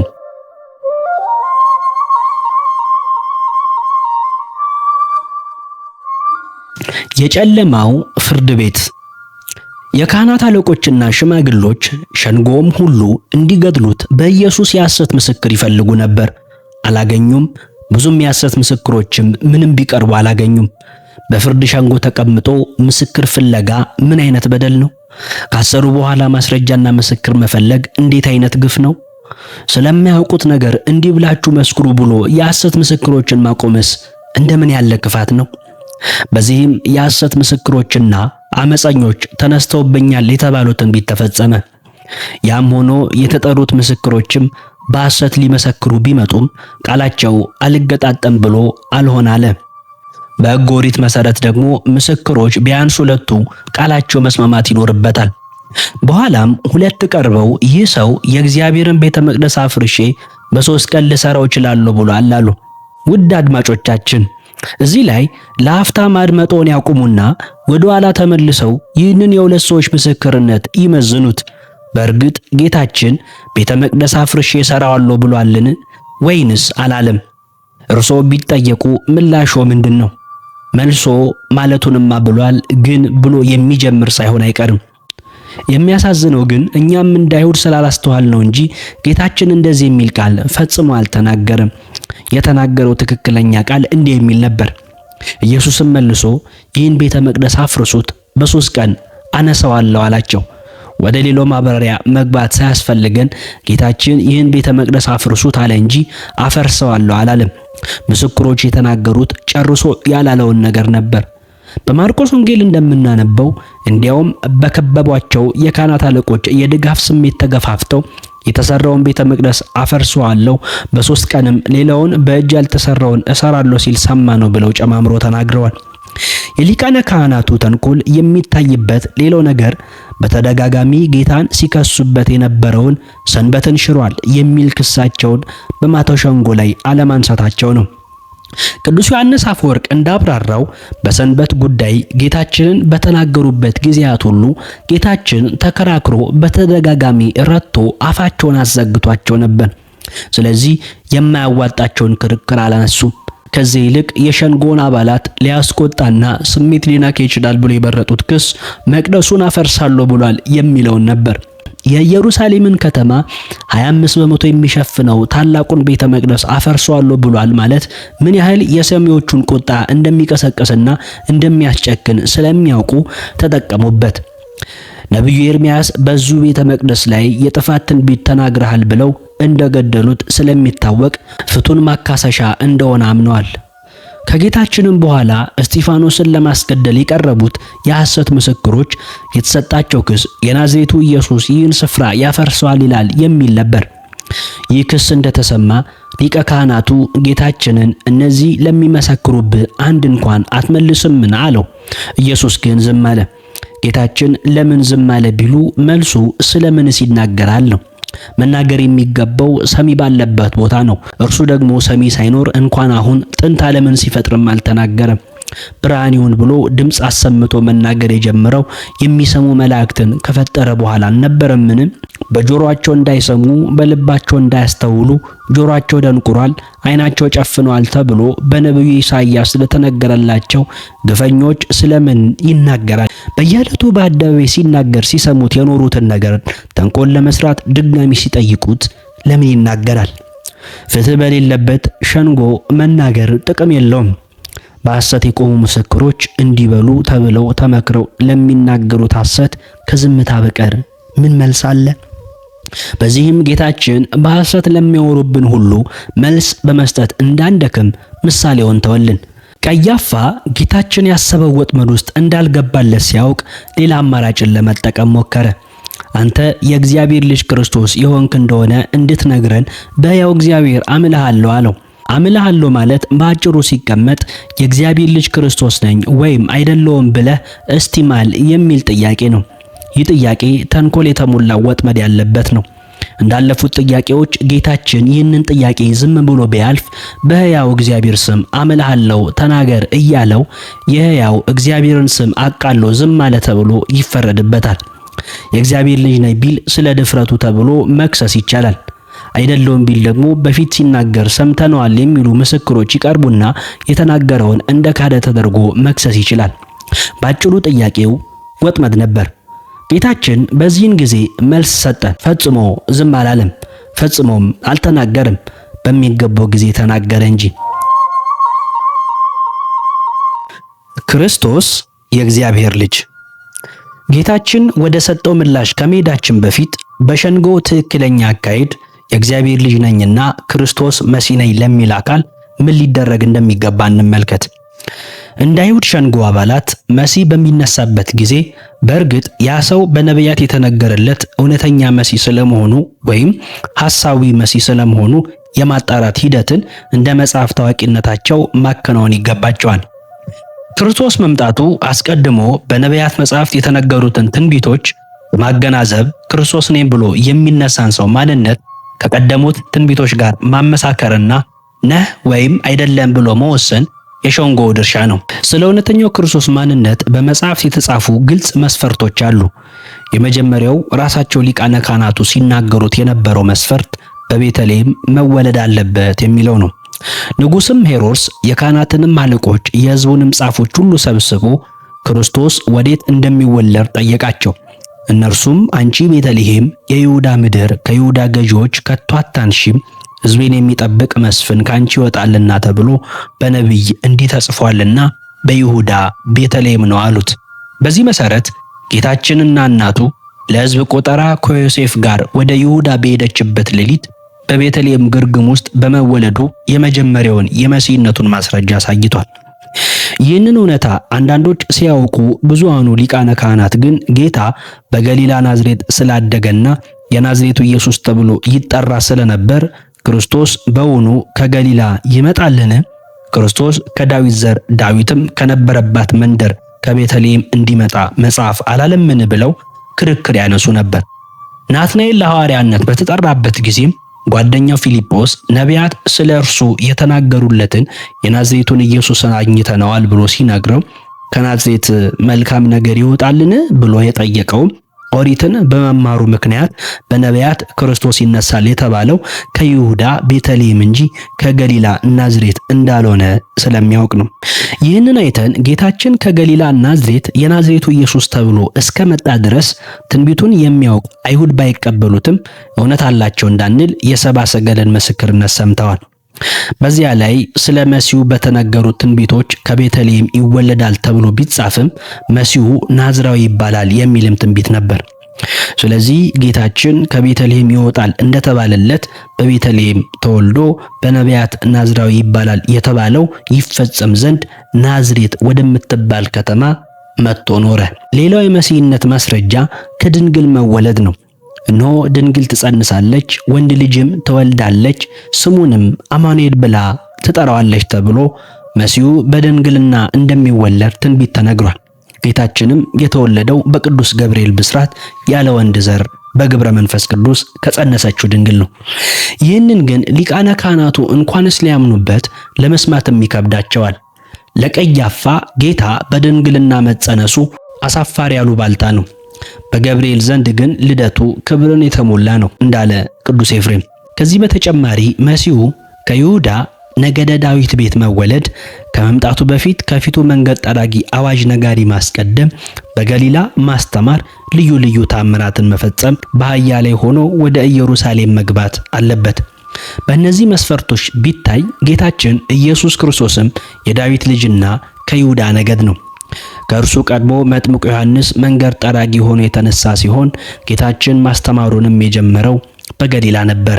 ሌሎቹ የመሲህነቱ ምስክሮች ሊቆጠሩ የማይችሉት ተአምራቱ ሲሆኑ የ3 ዓመት አገልግሎቱንም በአህያ ላይ ሆኖ ወደ ኢየሩሳሌም በመግባት አጠናቋል። የአይሁድ ሸንጎ እውነተኛ የፍትህ ሸንጎ ቢሆን ኖሮ ይህንን በግልጥ የሚታይ እውነት ማየት በቻለ ነበር።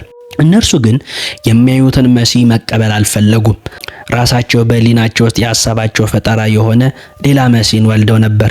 ስለዚህ እነርሱ በሕሊናቸው ከሳሉትና እንዲመጣ ከፈለጉት መሲህ ጋር አልገጥም ስላላቸው ሊቀበሉት አልወደዱም። ሁለተኛው ነገር የእግዚአብሔር ልጅ ነኝ የሚልን ሰው ሸንጎ ሊያስተናግድበት የሚገባው አግባብ ነው። በዚህ ጉዳይ 3 የምርመራ ሂደቶች ሊከናወኑ ይገባቸዋል። የመጀመሪያው አይሁድ በሚቀበሏቸው የኦሪት መጻሕፍት መሰረት እግዚአብሔር ልጅ አለው ወይ የሚለውን መመርመርና በእነርሱ ዘንድ እንግዳ የሆነውን የምስጢረ ሥላሴ ትምህርት በሚገባ መመዘን ነው። ሁለተኛው ደግሞ የእግዚአብሔር ልጅ በመኖሩ ከተስማሙ በኋላ የእግዚአብሔር ልጅ ሰው ሊሆን ይችላል ወይ የሚለው ነው። ሶስተኛው ጥያቄ ክርስቶስ የተባለው የናዝሬቱ ኢየሱስ የእግዚአብሔር ልጅ ነው ወይ የሚለውን መመርመር ነው። የእግዚአብሔር ልጅ የሚለውን ሐሳብ በቅን ሕሊና ቢመረምሩ ኖሮ አይሁድ እጅግ ብዙ ማስረጃዎችን ከሚያምኑባቸው መጻሕፍት ላይ ያገኙ ነበር።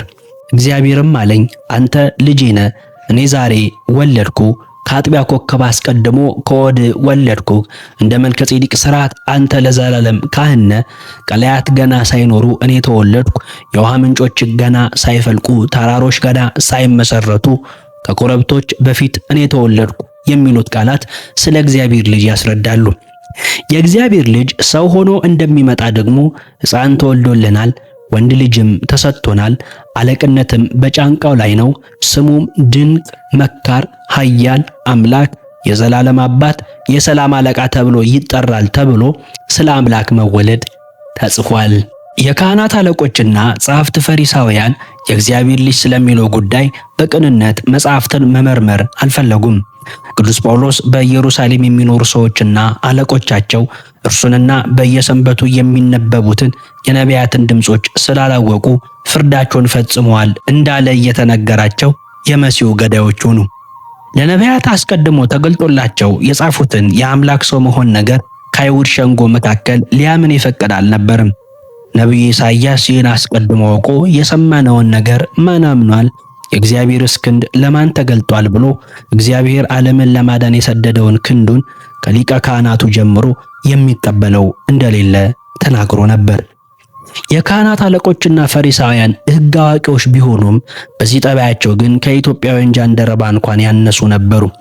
ኢትዮጵያዊ ጃንደረባ የኢሳይያስን ትንቢት በሰረገላው ቁጭ ብሎ ሲያነብ ፊልጶስ ቀርቦ የምታነበውን ታስተውለዋለህን ብሎ ጠይቆት ነበር።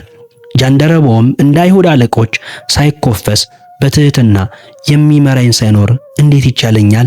ነብዩ ይህንን ትንቢት ስለማን ተናግሮታል? ስለ ራሱ ነው ወይንስ ስለ ሌላ ብሎ ጠይቆት ስለ እግዚአብሔር ልጅና ሰው ስለመሆኑ ከፊልጶስ ተምሯል። ከዚያም ጃንደረባው ራሱ ሐሳብ አቅርቦ ራሱ ጸሎት ሃይማኖትን አርቅቆ ኢየሱስ ክርስቶስ የእግዚአብሔር ልጅ እንደሆነ አምናለሁ ብሎ ተጠምቋል።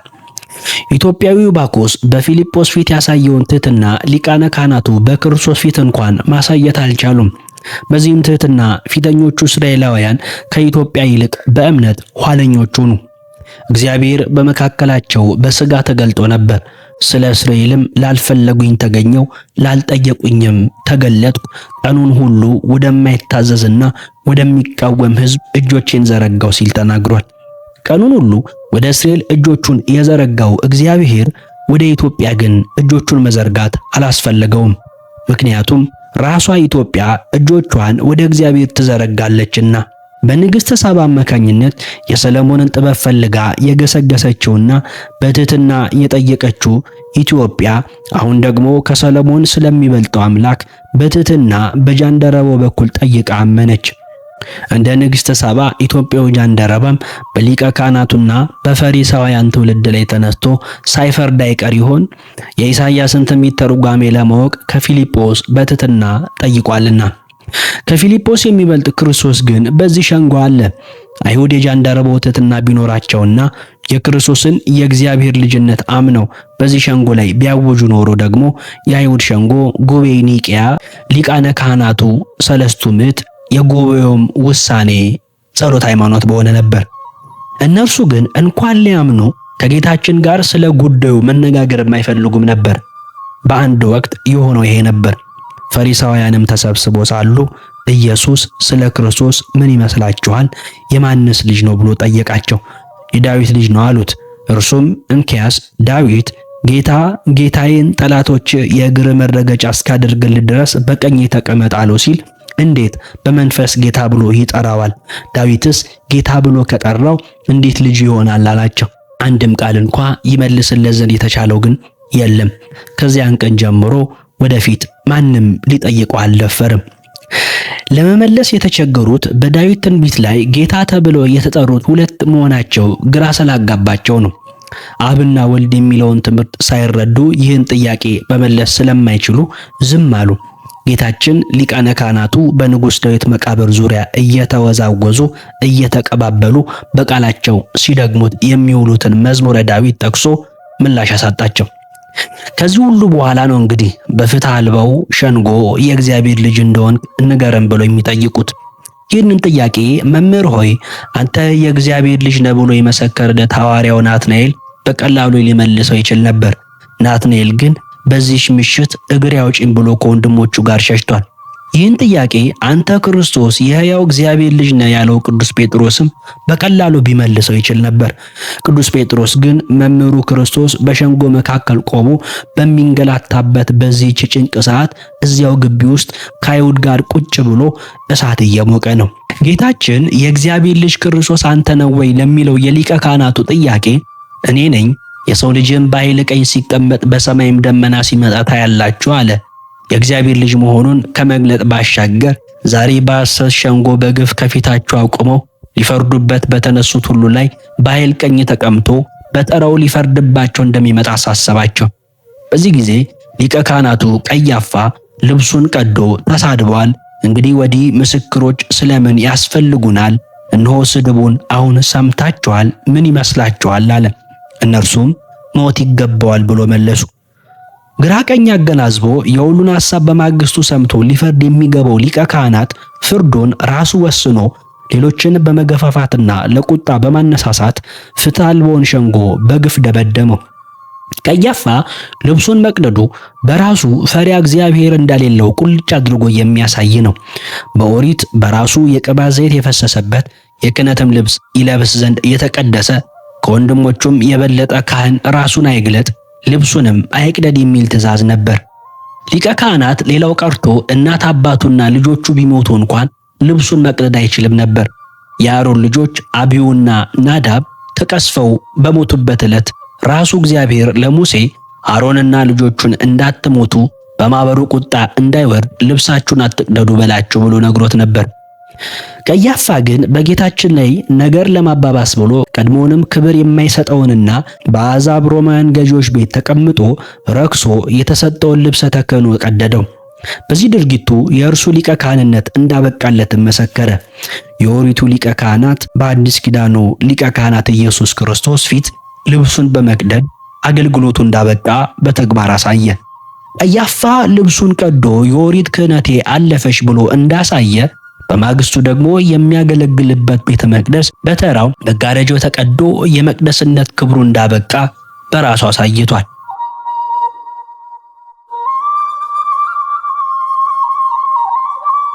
ብርድ የማይችለው አለት። ቅዱስ ጴጥሮስ በዮሐንስ ረዳትነት ወደ ሊቀ ካህናቱ ግቢ ቢገባም ወደ ሸንጎ ግን ዘልቆ አልገባም ነበር።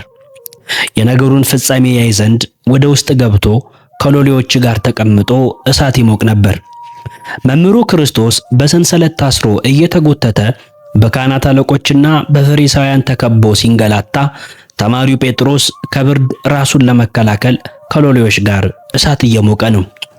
ወደ ወህኒም ወደ ሞትም ካንተ ጋር ለመሄድ የተዘጋጀው ነኝ ብሎ የነበረው ጴጥሮስ በዚያች ምሽት ግን የሄደው ከጌታ ጋር ሳይሆን ከሊቀ ካህናቱ ሎሌዎች ጋር ነበር።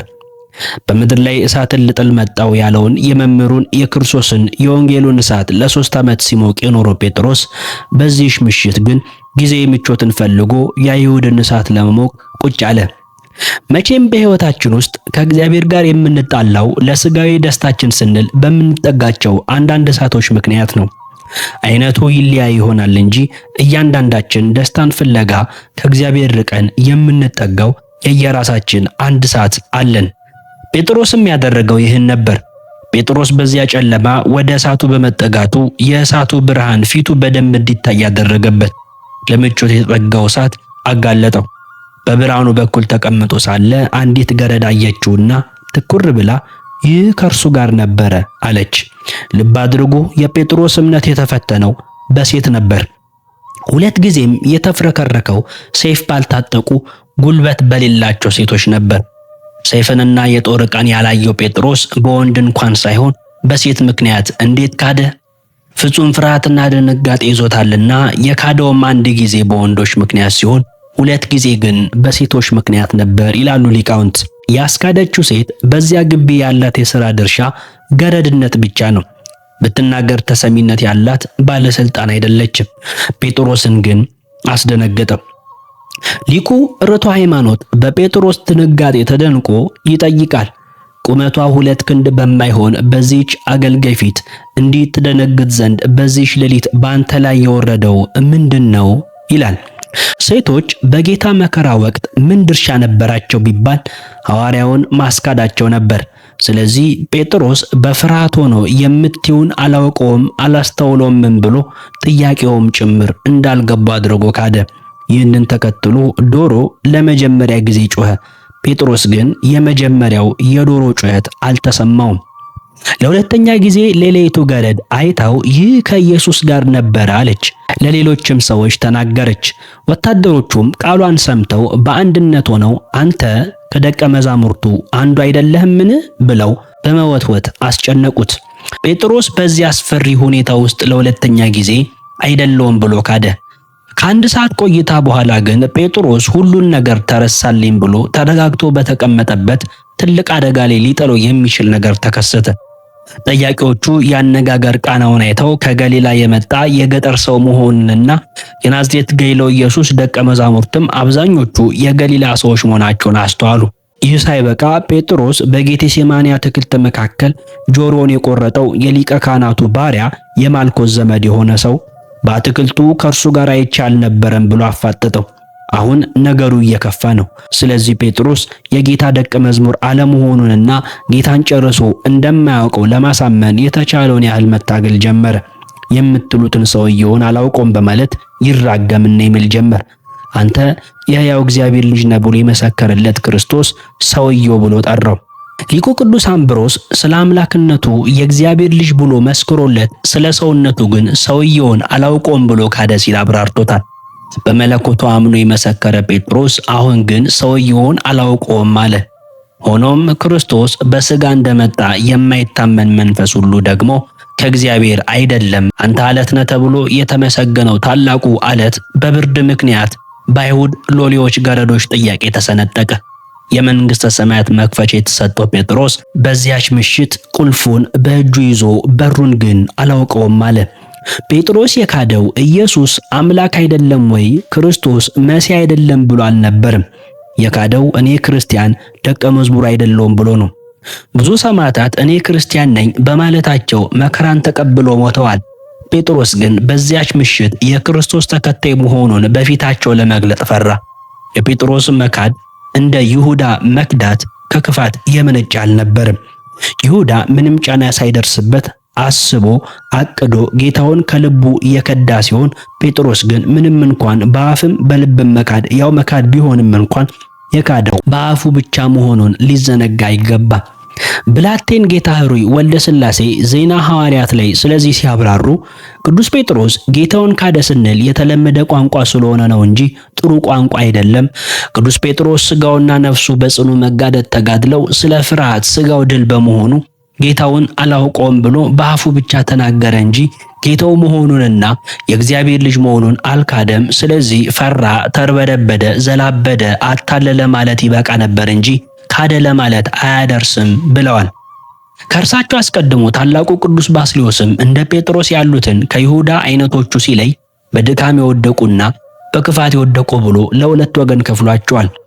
የሚያስገርመው ጴጥሮስ በፍርሃት ውስጥ ሆኖ ሰውየውን አላውቀውም ሲል ይምልና ይራገም ነበር። እንግዲህ መሐላው ሕያው እግዚአብሔርን ሰውየውን አላውቀውም ማለት ሲሆን፣ እርግማኑ ደግሞ ሰውየውን አውቀው እንደሆነ እንዲያደርግብኝ እንዲጨምርብኝ ማለት ነው። የሕያው እግዚአብሔርን ስም እየጠሩ የሕያው እግዚአብሔርን ልጅ መካድ ምንኛ ከባድ ነው።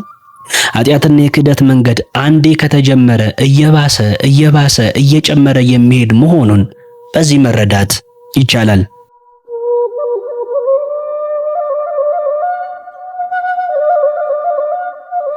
ኢየሱስም ዘወር ብሎ ተመለከተው። ጴጥሮስ ጌታውን ለሶስተኛ በካደበት ጊዜ ጌታችን ከሸንጎ ታስሮ ወደሚያድርበት ምድር ቤት እየተወሰደ ነበር። ጴጥሮስ ሰውየውን አላውቀውም እያለ ሲምልና ሲገዘት ያን ጊዜ ዶሮ ጮኸ። ጌታም ዘወር ብሎ ጴጥሮስን ተመለከተው። ጴጥሮስም ዛሬ ዶሮ ሳይጮህ 3 ጊዜ ትክደኛለህ እንዳለው የጌታ ቃል ትዝ አለው። ጴጥሮስም ወደ ውጭ ወጥቶ ምርር ብሎ አለቀሰ። የዋሁ ጴጥሮስ በሎሌዎች ተከቦ ሰውየውን አላውቀውም እያለ በሚያስረዳበት ሰዓት መምህሩ ክርስቶስ ዘወር ብሎ ተመለከተው። ጴጥሮስ 3 ጊዜ አላውቀውም ብሎ የካደው ጌታ እኔ ግን አውቃለሁ ሲል ዘወር ብሎ ተመለከተው። ክርስቶስ እንደታሰረ በዓይኖቹ ተመለከተው። ጴጥሮስ ሆይ አታውቀኝምን? በገሊላ ባህር ዓሣ ስታጠምድ የጠራሁ፣ በባህር ላይ እንድትራመድ ያደረግኩ፣ ከዓሣው ሆድ ውስጥ ገንዘብ አውጥተ ለእኔና ላንተ ግብር ክፈል ያልኩ፣ ከሰዓታት በፊት እግርን ያጠብኩ እኔን አታውቀኝምን? የሚሉ ዓይኖች ጴጥሮስን ተመለከቱት። ጴጥሮስ በካደበት በዚያች ቅጽበት የጌታን ዓይኑን ሲመለከት ምን ተሰምቶት ይሆን? እስከ ልብ ድረስ ዘልቀው የሚያዩት አምላካዊ ዓይኖች ለዚህ ሐዋርያ ምን መልእክትን ተናግሮ ይሆን? ይህን ሐዋርያ አግኝቶ ማን ጠይቆ በነገረን? እሱ ያየውን ጌታ ከ3 ጊዜ አልፈን 3000 ጊዜ በኃጢአታችን ለካድነው ለኛ ማን ጠይቆ በነገረን? እንደ ጴጥሮስ ስንክደው ዘወትር የሚያየን ጌታ ማየት ለተሳነን ለኛ የጌታን ዓይኑን መልእክት ማን ጠይቆ በነገረን? ጴጥሮስ የጌታን ዓይን ባየበት ቅጽበት ልቡ ድረስ የሚወጋው በሐዘን የሚያቃጥለው ጸጸት ተሰማው። የጌታ ዓይኖች በቁጣ የተሞሉ አልነበሩም። ጴጥሮስ ግን በጸጸት ጦር ልቡን የሚወጉት ሆኑ። ቀድሞ ያልተሰማው የዶሮ ጩኸት አሁን ዘልቆ ተሰማው። ሌሎች ቢክዱ እኔ አልክድም ብሎ ተናግሮ 3 ጊዜ መካዱን አሰበ። ከሁሉ ይልቅ ስወደው ከሁሉ ቀድሜ እክደው ብሎ ተንገበገበ። ስለዚህም ለክደት ካደረገው እሳት ከሚሞቅበት ግቢ በሕሊናው ዓይን የጌታን ዓይኖች በሕሊናው ጆሮ የዶሮውን ጩኸት እየሰማ ወጣ። ከአጥር ውጭ ወጥቶም ምርር ብሎ አለቀሰ። ጴጥሮስ ጌታ ሆይ ይቅር በለኝ፣ በድንገት ፈርቼ ነው የካድኩህ፣ ሎሌዎቹ ሲያዋክቡኝ ነው እያለ ይቅርታን አልጠየቀም፣ አለቀሰ እንጂ ይቅርታን አልለምንም። ምክንያቱም የእንባ ዘለላዎች ይቅርታን ያገኛሉ እንጂ ይቅርታን አይለምኑም። ስለዚህ የዋሁ ጴጥሮስ ቃል ሳይተነፍስ በጨለማ ውስጥ ብቻውን ምርር ብሎ አለቀሰ። ጌታ አይቶታልና ስለ በደሉ ምርር ብሎ አለቀሰ። ጌታችን ሆይ ወደ እኛም ተመልከት፣ ስለ ኃጢአታችንም እንድናለቅስ አድርገን ይላል ሊቁ አክሎ። እንባ በእርግጥም ኃይል አለው። የሰው ልጅ ኃያሉን እግዚአብሔርን የሚያሸንፈው በእንባው ነው። እግዚአብሔር የሚያለቅሱ ዓይኖች ላይ አይጨክንም። በፍጹም ጸጸት የምታለቅስን ነፍስ አይቶ እግዚአብሔር አውከውኛልና ዓይኖችሽን ከኔ መልሽ ይላል። ስለዚህ እንዲህ አይነቱ እንባ ለማፍሰስ በጌታችን ዓይን መታየት ይፈልጋል። ጴጥሮስ በእንባ ውሃ ክህደቱን አጠበው። ይህንን እንባ እንዲሰጠን በአባቶቻችንና በእናቶቻችን እንባ በራሳው የቤተክርስቲያን ቅጽር ውስጥ ተሰብስበን በዘወትር ጸሎታችን ላይ እንጮኻለን። አቤቱ በደሌንና ነውሬን የሚያጥብ እንባ ስጠኝ። አቤቱ አንተን የሚያገለግል እንባን ስጠኝ። አቤቱ የሚያቃጥል እንባን ስጠኝ። አቤቱ ከዓይኔ ፈሶ የአካሌን እድፍ የሚያጥብልኝን እንባ ስጠኝ። የተጸጸቱ ሰዎች እንባ የምትቀበል ጌታ ሆይ አንተ የተቀበልከውን ጽኑ ለቅሶ እንዳለቀሰ እንደ ጴጥሮስ ያለ እንባን ስጠኝ። አቤቱ እንደ ባህር በምትፈስ እንባ አጠበኝ፣ የማያቋርጥ የእንባን ጎርፍ አፍስስልኝ ይላል ውዳሴ አምላክ ዘእሁድ።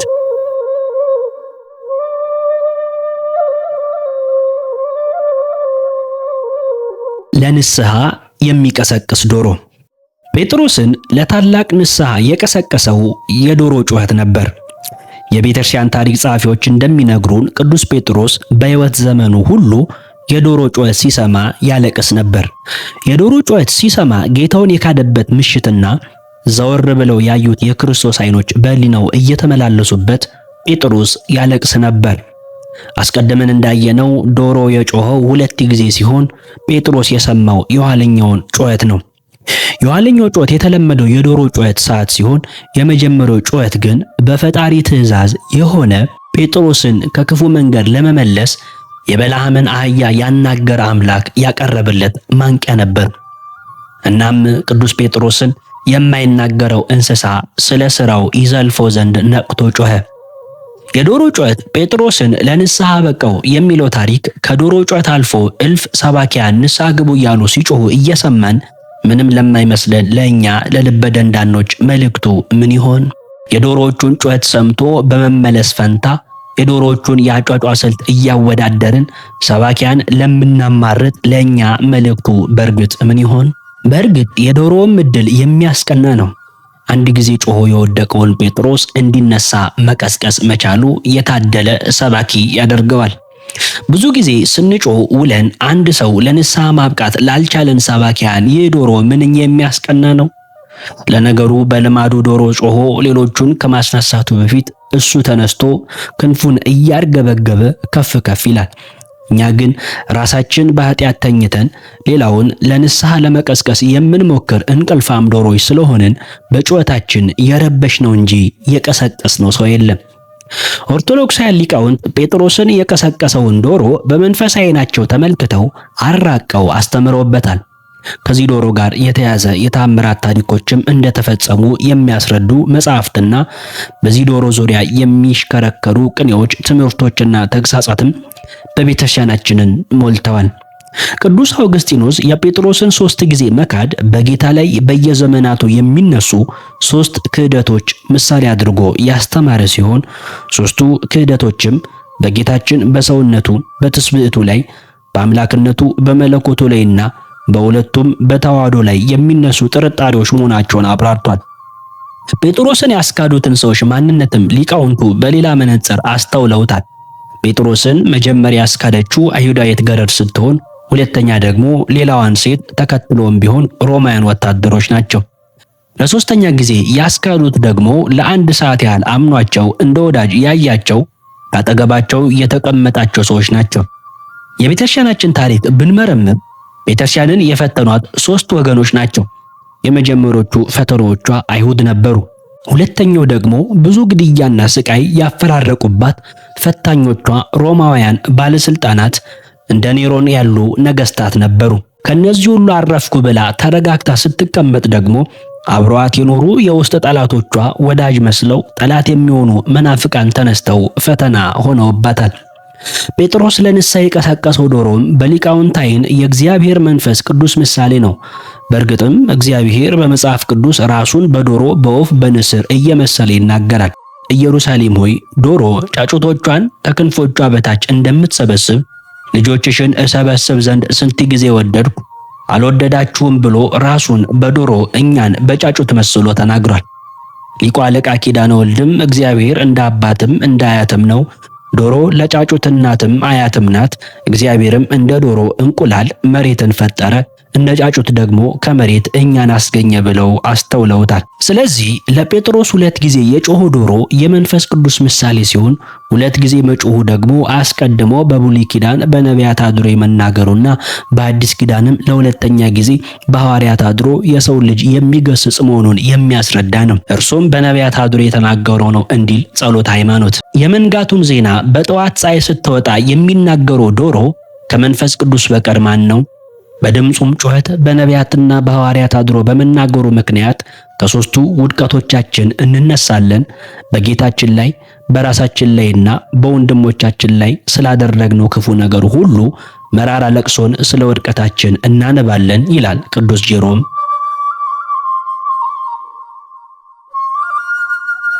የማይነጋው ሌሊት።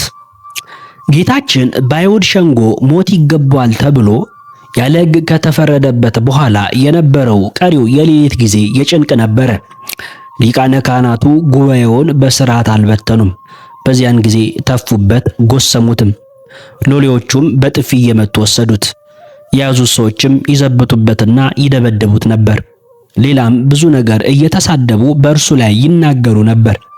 ሌሎችም በጥፊ መተው ክርስቶስ ሆይ በጥፊ የመታ ማን ነው? ትንቢት ተናገርልን አሉት። ምራቅ መጥፋት በአይሁድ ባህል ትልቅ ማዋረድ ነው። አንዲት ሴት ላይ አባቷ ምራቁን ቢተፋባት እንኳን ለ7 ቀን ታፍርና ከሰው ትለይ ነበር። የወንድሙን ቤተሰብ ዋርሳ ሆኖ ማስተዳደር ያልቻለን ሰው ለማዋረድም ሴቲቱ እንድትተፋበት ይደረግ ነበር።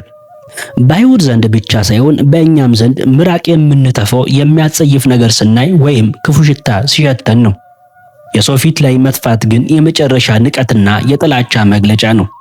ጥፋትን ለሚቀበለው ሰው ደግሞ ምራቅን በፊቱ ላይ መቀበሉ እጅግ የሚዘገንን ነገር ነው። እንኳንስ የሌላን ሰው ምራቅ ቀርቶ የራሳችንን ምራቅ እንኳን በአፋችን ውስጥ እያለ እንዳልዋጥነው ሁሉ ከአፋችን ከወጣ በኋላ እንጸየፈዋለን። ሰውነታችንን ቢነካውም በቅጽበት እንታጠባለን እንጂ የራሴ ምራቅ ነው ብለን አንተውም። በዚያች ምሽት ግን አንድ ሰው ብቻ ሳይሆን የካህናት አለቆችና የአይሁድ ማህበር ከነሎሎቻቸው በመድኃኔዓለም ክርስቶስ ላይ ተራ በተራ ምራቃቸውን እየተፉ የጥላቻቸውንና የንቀታቸውን ጥግ አሳዩት። ጌታ ምራቁን በእጁ ላይ እንትፍ ብሎ የዲዳውን ሰው ምላስ በመዳሰስ አንደበቱን የከፈተለት ጌታ መሆኑ ነው። እርሱ ዕውር ሆኖ የተወለደን ሰው በቅዱስ ምራቁ ጭቃን ለውሶ በግንባሩ ላይ ዓይን ሰርቶ ወደ ሰሊሆም መጠመቅ ሄደ ተጠመቅ ብሎ ዓይኑን አብርቶለት ነበር። አይሁድ ግን በምራቁ ዓይንን የሚሰጥን ጌታ በዓይኑ ላይ እርኩስ ምራቃቸውን ተፉበት። ጌታችን የዕውሩን ዓይን በምራቁ ባበራበት ዕለት እንኳን በመሬት ላይ አጎንብሶ እንትፋለ እንጂ ላድኖ ነው ብሎ በዕውሩ ፊት ላይ አልተፋበትም። ቅዱስ ኤፍሬም እንዲህ ብሏል፣ ለኛ ፊት ክብርን የሰጠ እንዳንተ ያለ ማን አለ? የዕውሩን ዓይን ስታበራ እንኳን አርያችንን አከበር፣ ወደ መሬት ተፋ እንጂ በፊቱ ላይ አልተፋህበትም። ጌታ ሆይ በእኔ ላይ ግን በፊቴ ላይ እንትፍ በልብኝ፣ በገዛ ፍቃዴ የዘጋሁትን ዓይኔን ክፈትልኝ ይላል። ቅዱስ ያሬድም ምንም የበደለው ሳይኖር እርኩስ ምራቅን ታገሰ እንዳለው በጌታችን ላይ ያ ሁሉ ምራቅ የተተፋበት አንድም ጥፋት ሳይኖርበት መሆኑ የትዕግስቱን መጠን ያሳየናል። ጀርቤን ለገራፊዎች ጉንጬንም ለጠጉር ነጮች ሰጠው፣ ፊቴንም ከውርደት ከጥፋት አልመለስኩም ተብሎ እንደተነገረለት ጌታችን ያ ሁሉ ምራቅ ሲተፋበት አንድ ጊዜ እንኳን ፊቱን አላሸሸም። በዚያሽ ምሽት ምራቅ በመጥፋትም ብቻ ሳይወሰኑ ጌታችንን ደጋግመው በጥፊ መቱት፣ ጎሰሙት። ቅዱስ ሉቃስ እንደጻፈው ሌላም ብዙ ነገር እየተሳደቡ በእርሱ ላይ ይናገሩ ነበር። እነዚህ ሎሌዎች የሚኖሩት በሊቀ ካህናቱ ግቢ ቢሆንም በቤተ ክህነት ግቢ ውስጥ መኖራቸው የሥነ ምግባር ብልሹነታቸውን አላረመውም። የእነ ሐናና ቀያፋን ምግባር ብልሹነት እያዩ እነሱ ከጌቶቻቸውም በምንም ሊሻሉ አይችሉምና በማግስቱ ገና ብዙ ግርፋትና ስቃይ የሚጠብቀውን የሕማም ሰው እረፍት ነስተው ሲደበድቡትና ሲያንገላቱት አደሩ። ጌታችን ያደረው በቀያፋ ግቢ ምድር ቤት በሚገኘው እስር ቤት ሲሆን እጆቹን ወደ ላይ አስረው ብዙ ድብደባን አደረሱበት። ዓይኖቹና አፍንጫው የደም ምንጭ ሆኑ። ወንጌላዊው ሌላ ብዙ ነገር እየተሳደቡ ብሎ የተወው ከሰደበኝ የደገመኝ እንዳይሆንበት ነው እንጂ ጌታችንስ በጆሮ ብዙ ስድብን ተቀብሏል። ነፍሴ ስድብንና ሐሳርን ታገሰች፣ አስተዛዛኝም ተመኘው አላገኘሁም፣ የሚያጽናናኝም አጣሁ ብሎ በነቢዩ አንደበት እንደተናገረ ጌታችን የማይቆጠር ስድብን ስለኛ ተሸክሟል። ለጌታችን መሰደቡ በዚያች ዕለት ብቻ የደረሰበት ነገር አይደለም። ድርሳነ ማህያዊ ስድቡስ በዕለተ ዓርብ ብቻ አይደለም 3 ዓመት ሙሉ ሰደቡት እንጂ እንደሚል ጌታችን ምስጋናን ሊሰማበት በሚገባው አምላካዊ ጆሮ 3 ዓመት ሙሉ ብዙ ስድብን ስለኛ ታግሶ ሰምቷል።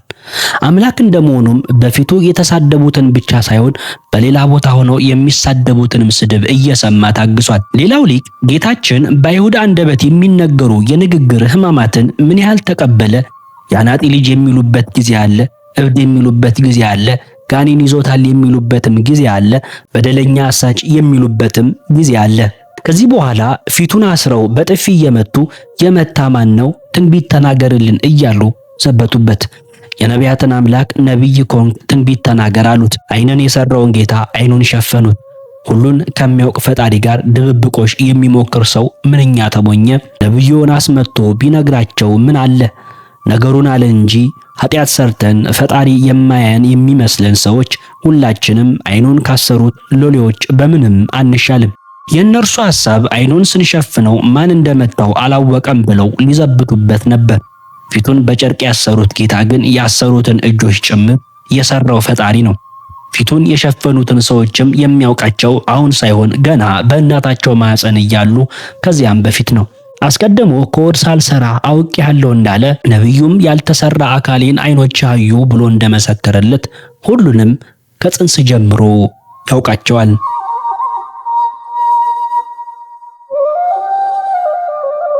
ቅዱስ ጴጥሮስ ከእንባው በኋላ። ጴጥሮስ መራራ ለቅሶን ካለቀሰና ከተመለሰ በኋላ ለንስሐ የሚገባ ፍሬ የተሞላበትን ሕይወት ኖሯል። ጌታችን ለ3 ጊዜ እንደሚክደው በነገረው ሰዓት አንተም በተመለስክ ጊዜ ወንድሞችን አጽና ብሎት ነበር። ቅዱስ ጴጥሮስ በመራራ ለቅሶ ወደ ጌታው በጸጸት ከተመለሰ በኋላ ጌታችን ንስሐውን እንደተቀበለለት ያሳየው ከሞት እንደተነሳ ነበር። ጌታችን ወደ መቃብሩ ለመጡት ሴቶች በመላእክቱ በኩል በተናገረው መልእክትም ሂዱና ለደቀ መዛሙርቱ ለጴጥሮስም ጌታ በገሊላ ይቀድማቸዋል ብላችሁ ንገሯቸው በማለት በትንሣኤው ደስታ ላይ ክጄዋለሁ ብሎ ተስፋ ቆርጦ ከደቀ መዛሙርቱ እንዳይለይ ጴጥሮስን በስም ጠቅሶ ጠርቶታል። በገሊላ ባህር ጌታችን በተገለጠላቸው ጊዜም የዮና ልጅ ስምዖን ሆይ ከሁሉ ይልቅ ትወደኛለህን ብሎ ከወቀሰ ይልቅ ርኅራኄን በተሞላ ቃል በማነጋገር 3 የካደውን ጴጥሮስ 3 ጊዜ አሳምኖታል። ልቡ በጸጸት የተሰበረው ጴጥሮስም እንኳን እንደ በፊቱ ከወንድሞቼ እበልጣለሁ ሊል ቀርቶ ጌታ ሆይ እወድሃለሁ ለማለት እንኳን ድፍረት አጥቶ እንደምወድ አንተ ታውቃለህ ብሏል። ቅዱስ ጴጥሮስ በንስሐ ከተመለሰ በኋላ ከሁሉ ይልቅ እኔ ማለቱን ትቶ እርስ በርሳችሁ እየተዋረዳችሁ ትሕትናን እንደ ልብስ ታጠቁ የሚል የትሕትና መምህር ሆነ። በአንዲት አይሁዳዊት ገረድ ፊት ቀርቶ ስለ ካደው ጌታው በብዙ ሕዝብ ፊት መስክሮ በአንድ ቀን 3000 ሰዎችን ክርስቲያን አደረገ። ጌታችን ከወደቀበት ጭቃ ላይ አንስቶ እንደ ዕንቁ ወልውሎ አክብሮ በበጎቹ ላይ የሾሙ ጴጥሮስ እስከ ሽምግልናው ድረስ ያለመታከት አደረውን በመወጣት ሐሙስ ምሽት ለበደለው በደል በብዙ ትጋት ካሰ። ንጉሥ ዳዊት ከፊት አትጣለኝ ቅዱስ መንፈስንም ከኔ ላይ አትውሰድብኝ ብሎ በጸጸት ከጸለየ በኋላ ለሕግ ተላላፊዎች መንገድህን አስተምራለሁ ኃጢአተኞችም ወደ አንተ ይመለሳሉ እንዳለ ጴጥሮስም ከነሳው በኋላ ወንድሞችን አጽና የተባለውን አደራ ያለመታከት ጠብቆ ብዙ ኃጢአተኞችን ወደ እግዚአብሔር መለሰ። ቅዱስ ጴጥሮስ የአገልግሎቱን ፍጻሜ ያደረገው በሮማ አደባባይ በሮማውያን ወታደሮች ተከቦ ነበር። ጌታችን እውነት እውነት እልሃለሁ አንተ ጎልማሳ ሳለ ወገብህን በገዛ ራስህ ታጥቀህ ወደምትወደው ትሄድ ነበር፣ ነገር ግን በሸመገልክ ጊዜ እጆችን ትዘረጋለህ፣ ሌላውም ያስታጥቅሃል፣ ወደማትወደውም ይወስድሃል ብሎ ነግሮት ነበር። ስለዚህ የቄሳር ወታደሮች ሽማግሌውን ጴጥሮስ እጆቹን አዘረጉት፣ ሰንሰለትን አስታጥቀው እየጎተቱ ወደ ሮማ አደባባይ ወሰዱት። በዚያች ቀን ጴጥሮስ የሮምን ወታደሮች አልፈራም። እሳት ለመሞቅ ወደ ማንም አልተጠጋም። ሐሙስ ማታ ያየውን የጌታውን ፊት ወደ ሰማዕትነት ሲመጣም ያየውን የጌታን ፊት በዓይነ ሕሊናው እያየ ጌታ ሆይ ዛሬስ አልክድህም ብሎ ተነሳ። ወደ አደባባዩ እንደደረሱ ሮማውያን እንደለመዱት በመስቀል ሊሰቅሉት መስቀል አዘጋጅቶ ተመለከተ። ጴጥሮስ ግን አይሆንም፣ ጌታዬ በተሰቀለበት መስቀል ላይ እኔ ልሰቀል አይገባም አለ። ለሮማውያን መስቀሉ ባዶ እንጨት ቢሆንም እንደ ጴጥሮስ ላለ ክርስቲያን ግን አሁንም ክርስቶስ በዚያ መስቀል ላይ እንደተሰቀለ ሆኖ ተስሏል። ስለዚህ በጌታው ዙፋን ላይ ይቀመጥ ዘንድ ጴጥሮስ ሕሊናው አልፈቀደለትም። ስለዚህ በዚያው መስቀል ላይ ጭንቅላቱን ወደ ታች ዘግዝቀው ይሰቅሉት ዘንድ ለመናቸው። እነርሱም የፈቃዱን አደረጉለት። ሽማግሌው ቅዱስ ጴጥሮስም በሮም ቫቲካን አደባባይ ላይ ተዘግዝቆ እርቃኑን ተሰቀለ።